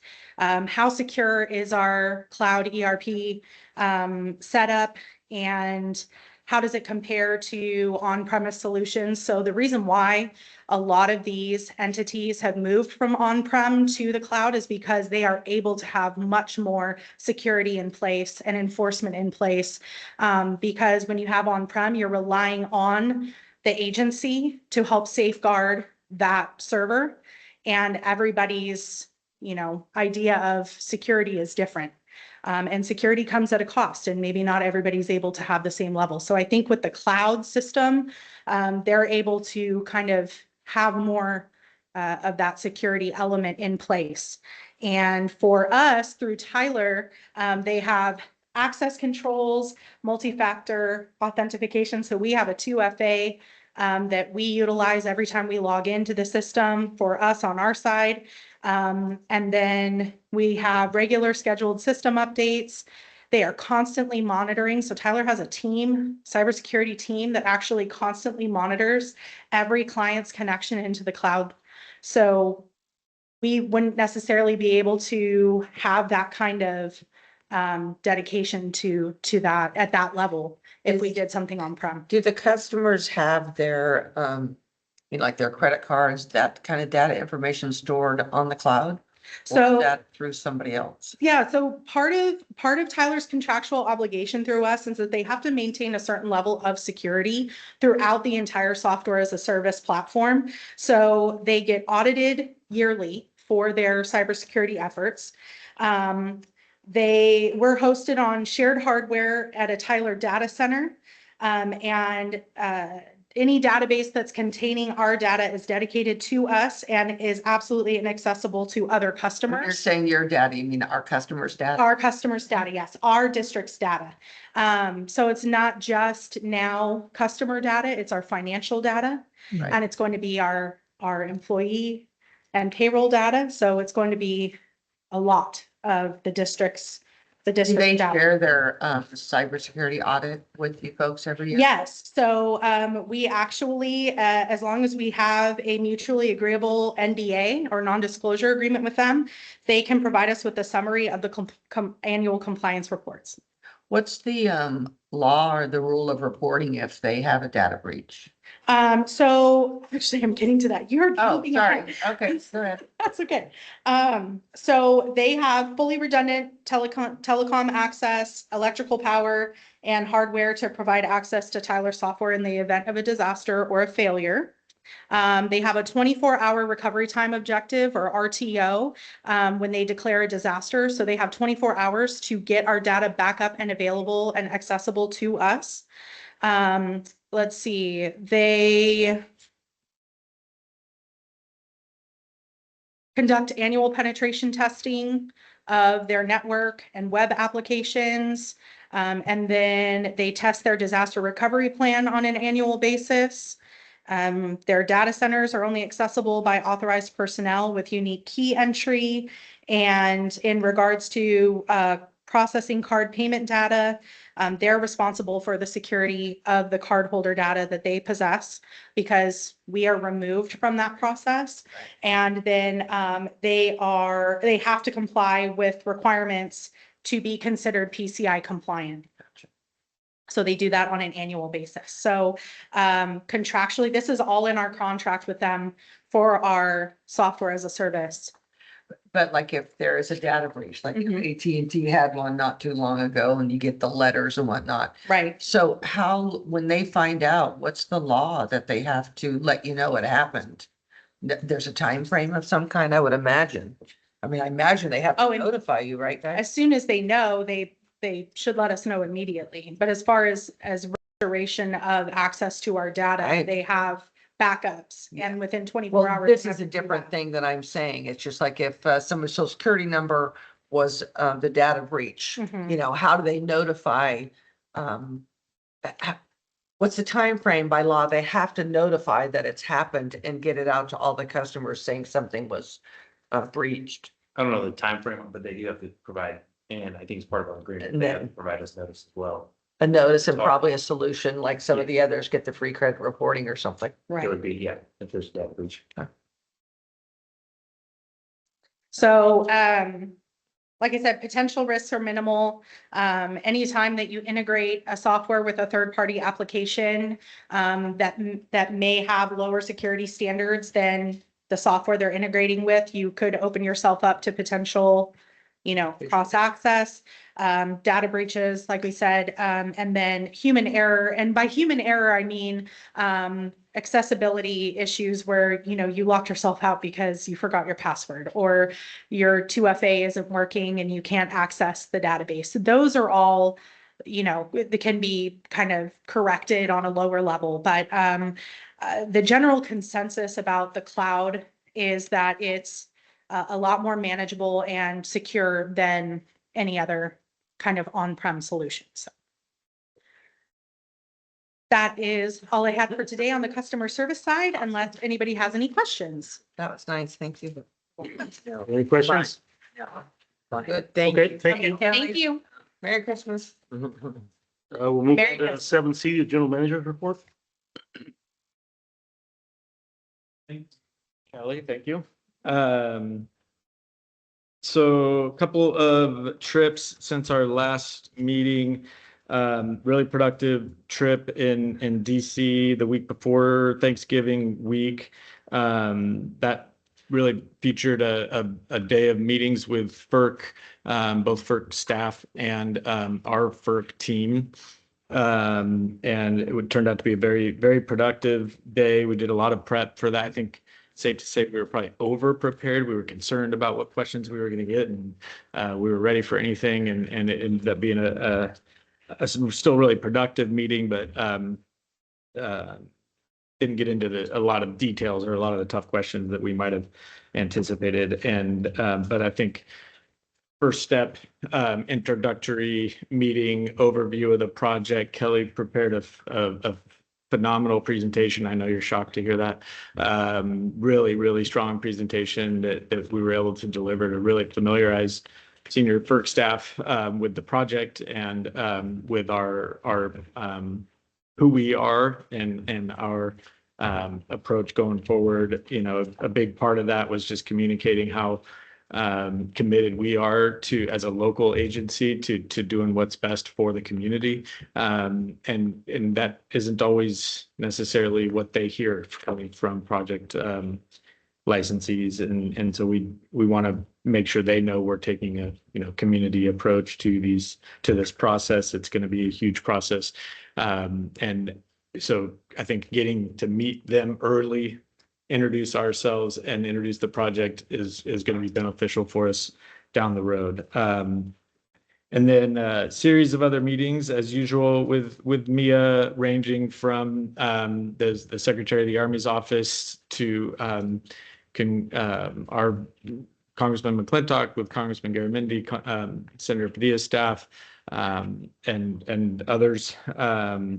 And really productive meetings. And I think probably the best way to sum up just how productive they were is to skip ahead to last week when we got a couple of pieces of really good news. One was one of the things we were talking about a lot while we were out there was increasing the authorization for our Copper Cove wastewater treatment plant project. We've been really fortunate to have been successful over the last 3 years of getting $13.2 million appropriated in the federal budget over those 3 fiscal years for that project. But the cost of the project has gone up over the time we've been working on this. And we had maxed out the program authorization. And so through the Water Resources Development Act and some language that Congressman Garamendi put into that, we were able to increase, or we got language in WRDA to increase the authorization for another 3.1 million. We were talking about that a lot while we were out there and encouraging support for it and advocating for it. And we found out last week that the the conference, the House and the Senate had each adopted versions of WRDA. They met in conference, and the conference report came out last week, and it includes our 3.1 million. It was not at all a sure bet. In fact, a couple of months ago, we were, I don't want to say skeptical, but we knew it was an uphill challenge. But I think that issue in particular goes to show how valuable these meetings are, because as we went around to the different offices, they these are people we've met with for several years now. They're familiar with the project, and a couple weeks later, we had to do a few of them virtually, follow-up meetings a couple weeks ago, and going from meeting with the Office of Management and Budget, which has a big role in these decisions. Just, her familiarity with the project already, and us communicating to her that we had already met with the Assistant Secretary of the Army's office, and that we were having, consistent discussions through these different meetings. Whereas last year it was a much bigger discussion, and we got a lot of tough questions because it was a bigger request partly, and because there was still some familiarization with it. This year they went, oh yeah, okay, yeah, we remember you guys, we know the project, we know Mia, and we know what this is all about, and we see what your request is here. It was, I would say, a very smooth discussion this year, and all of that is credit goes to Mia. She's just been so persistent in not only setting up all these meetings, but just so effective as an advocate to just get us to a position where we can be successful. So that was a big development. We still are waiting for the federal budget, and the current continuing resolution extends through December 20th, where everybody is expecting another continuing resolution. No one expects a budget by then, and no one knows when the budget will be complete. The dates that we heard most frequently were sometime in February or March. But that could all change on January 20th. So we don't know, when to expect a federal budget. It could be a whole year of continuing resolution, which I think would be very unfortunate. But we're just going to have to, wait and see how that plays out. If there is a budget like last year, February or March was when the federal budget was adopted. There's another 60 days after that for the Army Corps to release their work plan, and so hopefully we'll get the budget appropriation for that 3.1 million now that we have the authorization increased. That's what we'll be pushing for, and then working with the Army Corps to make sure it gets included in the work plan. So all of that rolling out over the next 4 or 5 months, hopefully. And in the meantime, we continue to work very closely with the Corps, weekly meetings at least at this point, with the SAC district to move the design forward. We've already submitted 90% design. We've had some really productive meetings. Mia has also been helpful in setting up what they call vertically integrated meetings. So senior Corps staff, not just meeting with the Sacramento district staff, which has helped trim timelines because there's people there that can identify ways to accelerate the process. So we were able to trim some time off of the environmental review and moving that project forward as quickly as we can. The other piece of good news, one of the other things we've been working on over the last couple of years in these meetings is trying to help the biomass project in West Point move forward. It's been just absolutely stuck at USDA for more than a year now. We had some productive meetings a year ago this time. We thought we were shooting for by the end of 23, the approval from USDA for the loan guarantee, $20 million loan guarantee as the final piece of the finance package to move that project into construction. We thought we were close in December last year. It wasn't forthcoming. We finally got, the developer finally got approval in, I want to say it was late spring, early summer, but that approval included some conditions that were very, that weren't going to work, basically. And so we've been advocating since then, getting letters from state and federal elected officials doing whatever we can to help try to move that process forward. And it's just been stuck at USDA. It's been pretty frustrating. And so we had a meeting with Congressman LaMalfa's office specifically on that subject. He's on the subcommittee that oversees USDA. Congressman McClintock's been really supportive of our efforts on that front. He's been pushing USDA.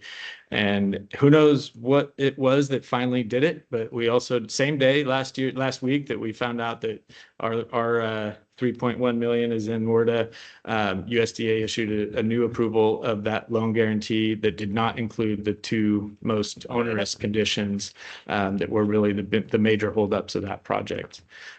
So just huge relief, really good news. I don't think any of us were sure that was going to happen. Now what's the And- time frame though? Yeah, I just had a long talk with There, Greg where we at? yesterday. There's still a couple of conditions that they do have to work through, but the way Greg put it, these are solvable where the other ones weren't. And so there's still going to take probably a couple months to figure out how to meet those conditions, but it should be hopefully not more than that before they can close the financing package and start construction.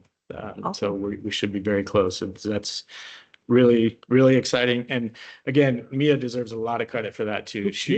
Mia, Who will permit that? it's permitted a lot of different, so, I mean, there's a air pollution control district permit. There's CPUC approval. There's no FERC jurisdiction on that one. But our county won't be. The county has approved a CUP for it, and they actually took the additional step of confirming that enough construction activity has happened to satisfy the CUP. So it's fully entitled, fully permitted, no more county process. They're just waiting for the final closing of the finance package, and then they'll pull the trigger. Great. The construction, as I recall, consisted of a little bit of grading and the setting of a power pole. There was a little bit more to it than that, but they weren't able to do a whole lot yet.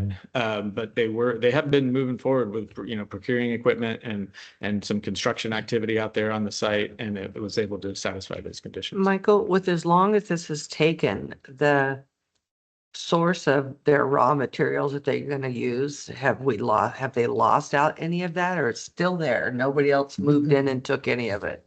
It's still there, and unlikely anybody would take any of it, because one of the big cost impediments in those projects is distance. And so they're not going to transport that material very far. It's very expensive to transport it.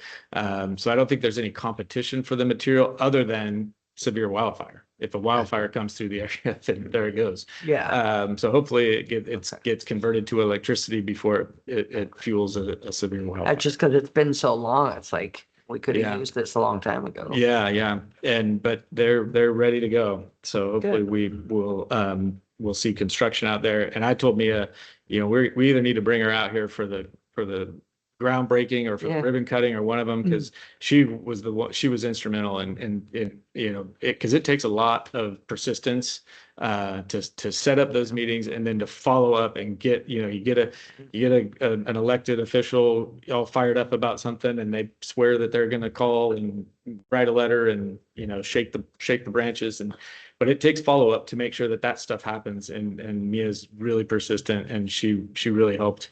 I think had a hand in shaking this thing loose. So she deserves a lot of credit on that front too.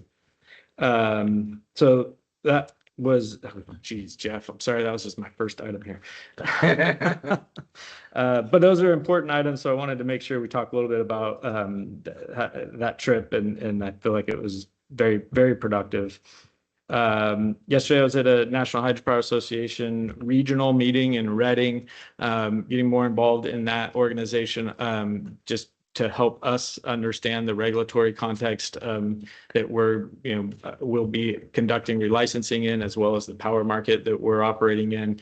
And there were some really insightful presentations there from CalISO, a panel on regulatory hot topics that was really beneficial, in addition to meeting with some folks in the industry that we're working with on relicensing and other hydropower work efforts. Who went with you? Just me. I did not go to ACWA conference last week, so I'll let others provide that update. We did have another meeting of the Calaveras Watershed Plan Development Team, the networking meeting where a lot of the public were invited. It was not a huge turnout, so there was some discussion about how to get more public participation. That was on Monday, hosted by Stockton East down in Stockton. I want to point out, and I don't recall if I announced this at the last meeting or not, but it's worth mentioning twice anyways, that Damon has been appointed as the vice chair of ACWA's Energy Committee. Energy, yes, I saw that in his. Yeah, which is, it's really great for Region 3 to have, that person in that leadership position. It's great for CCWD. It's great for Damon. It's just, I think, recognition of the leadership role that he was already playing in the state on, clean fleets in particular. But it puts him in a position to really help drive the narrative that the Energy Committee pursues. So there's new leadership. There's a new chair for the Energy Committee as well. That's an ACWA president appointment. And so I think it's just acknowledgement of, the Damon's leadership in that field and in front of the whole California water industry. So just can't say enough about the great work Damon's been doing on that front. And, just look forward to seeing what he's going to do with this opportunity. Wanted to make sure to mention that again.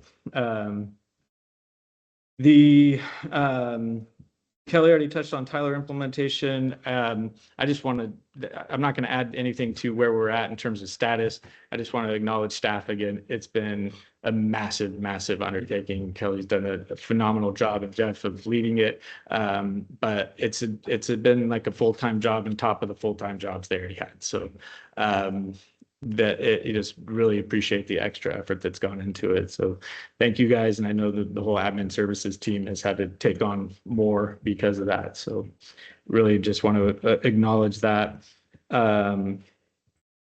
The Finance Committee next week, agenda packet will go out this Friday. There won't be a ton in addition to the finance reports, and the finance reports are going to look different. So I just want to give everybody a heads up in advance. We're using different software, so they're going to look different, and they may not be tuned the way we want them to be. We'll work on it. So, so work with us on it. Exactly. And I think we want to give the finance committee an opportunity to say, hey, here's what we're working with now. It's not dialed in yet. So let's work together to get to where you want it to be. So, but looking forward to seeing how that comes out. Speaking of that, we're going into budget season already, which is mind blowing to me. It feels like we just started this fiscal year, but here we are. Jeff's already started the process with the department heads. We'll be doing our mid-year budget review next month, and we'll roll right into budget development for fiscal year 25-26. We have, looking ahead at the next board meeting, there will be a GSA, so groundwater sustainability plan update before the board, either at the first or second meeting. I think what we might do is send it out to the board in advance, maybe this month, to have some time to read every word. And digest it a little bit. We'll give a presentation at the first meeting in January, but we have until the second meeting in January. So if there's questions or discussion, if the board needs more time to look through it, then we can take that time, but we want to make sure the board has enough time to really fully consider it. That'll be before all of the GSAs in the basin have to approve it by next month. And so we'll be on the hook for that along with Calaveras County. And so we've been working with them to make sure they're prepared to adopt as well. And Stanislaus County, our partners in the GSA. And then lastly, I just want to thank everybody who came to the holiday party. last week, and also especially thank the folks that were involved with planning it. Stacy and Kate obviously had a big role in that, but the whole wellness committee has just been awesome in all the events that they planned this whole year, and including that one. I think it was a really successful event. I know I had a lot of fun. It was a great turnout, really positive vibe. Really appreciated everybody coming out for that, and we had some good discussions in the bar afterwards about how we build on that momentum and make it even bigger next year. And so really just appreciate everybody who planned and organized that, and then who came and made it great. That's all I got. All right, thank you. Very cool. Any questions of the general manager? Michael, can you fill the board in about our meeting with Judy Chang, that the FERC commissioner, the only FERC commissioner that was willing to meet? We might have convinced a FERC commissioner to come to the Jumping Frog Jubilee. I feel like that might have been the highlight of the meeting. But This lady was so engaged and engaging. She's a very, very bright lady, graduate in engineering from Davis, I think. yeah, Man, she's a very impressive person, and that's the one. Well, we always have good results with McClintock and with Garamendi's office. They're familiar faces, but I think that this Judy Chang is going to become a familiar face, and she's going to be very helpful to us in this FERC relicensing, I I hope so too. She was great. Her senior staff was there for hydropower, because she doesn't necessarily have a hydropower background. So it was great that she took an interest in this project and meeting with us. And she has hydropower specialist on her staff, who was there, and really kind of wide ranging discussion, but very positive discussion. And I don't remember how the jumping frogs came up, but she was fascinated by that. We may see her. I think she asked the question, isn't this where the frogs are? Right. I think John Devine might have brought it up, Oh. but somehow it came up, and she was fascinated by it. So That was a very memorable meeting. I enjoyed that. Does that complete your report? Well, I've got a lot of stuff to talk about here, and I want to also echo what Michael was saying about Mia, and that's frequently mentioned here. But she's a star. Yeah, and she is. just so remarkable how you can walk into somebody's office and it was like, old home week and family reunion and everything. She's really done a good job for us. And I'm just curious about whose office made the call on that biomass, getting that off of somebody's desk, because we kept mentioning it's hung up on somebody's desk. We had 2 or 3 people say, I'll make a call about that. So maybe that worked. And I doubt that it would have worked if we hadn't been there. So that was worth making the trip. Okay, Director Underhill, do you have Okay. anything to report? Well, everybody knows my life, and I really don't have much to say. All right, perfect. That's the perfect report. Director Skata. Yeah, just a update on West Point. They have the West Point Town Square Community Park. They bought the property. I think everyone's aware of that. So they're making progress. They actually have a taco truck on site. So they're collecting some income. So they started plans, because the first structure will be the restrooms, and we're probably all aware of that. And also Mount Ranch had their Christmas tree parade and tree lighting last weekend. So it was cool. That's it. All right. Director Adam, are you still with us? Yeah, I'm hanging on. I got just a couple things. I'll be brief. I think we had an awesome visit to DC this year, and meeting with the FERC people. It's a new addition to something that I hadn't done before. The rest of it was old, going to see people that we've been seeing for 6-7 years now, and trying to drag our project across the finish line. I am so stoked that that we've got our language in the Word of Bill. we flew home on Thursday night of that week. Following day was the Mountain County Water 2024 Water Forum. We had that at Cameron Park Country Club. Our keynote speaker was Mr. McClintock. Again, had an opportunity to talk to him, and on his way out the door, I reminded him again about that phone call to USDA and a couple other things that we had talked about during the week. I'm hopeful that that his phone call was the one that might have pushed that project across the finish line. Last week was in ACWA, Southern California, actually Palm Springs area. Many meetings all day Monday, or the JPIA meetings. We had a closed session meeting on a claim that we needed to resolve down there as well. I am a member of the local government committee. Went to that meeting as well as federal affairs. Our Region 3 meeting was very successful. I reported back on the local government committee. Also did the updated for JPIA for Region 3. Just a lot of things going on this month, and then of course the holiday party last Friday. Was able to attend that and met some new CCWD folks. It was a very nice party, nice good to get together, and great food. That's all I got. All right. Scott, you want to talk about the new leader of the Headwaters Group? Oh, the Joel Metzger has been chosen as chair of the Headwaters Committee. He, along with Damon, deserves our the ACWA Headwaters Group, and actually he deserves our congratulations as well as Damon on his appointment. Thanks, All right. Russ. Good job. Okay, does that conclude everybody's reports? I just want to once again say thank you for the reminder of 2.5 decades. Hard to believe, but anyway, thank you for that. And that concludes my remarks. Pardon? Our next board meeting is canceled. I'm not sure what that means. I was hoping you would.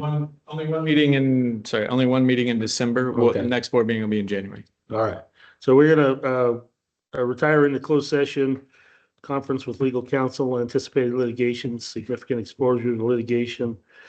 Is there any public comment on our closed session item? Seeing none, we will adjourn into closed session.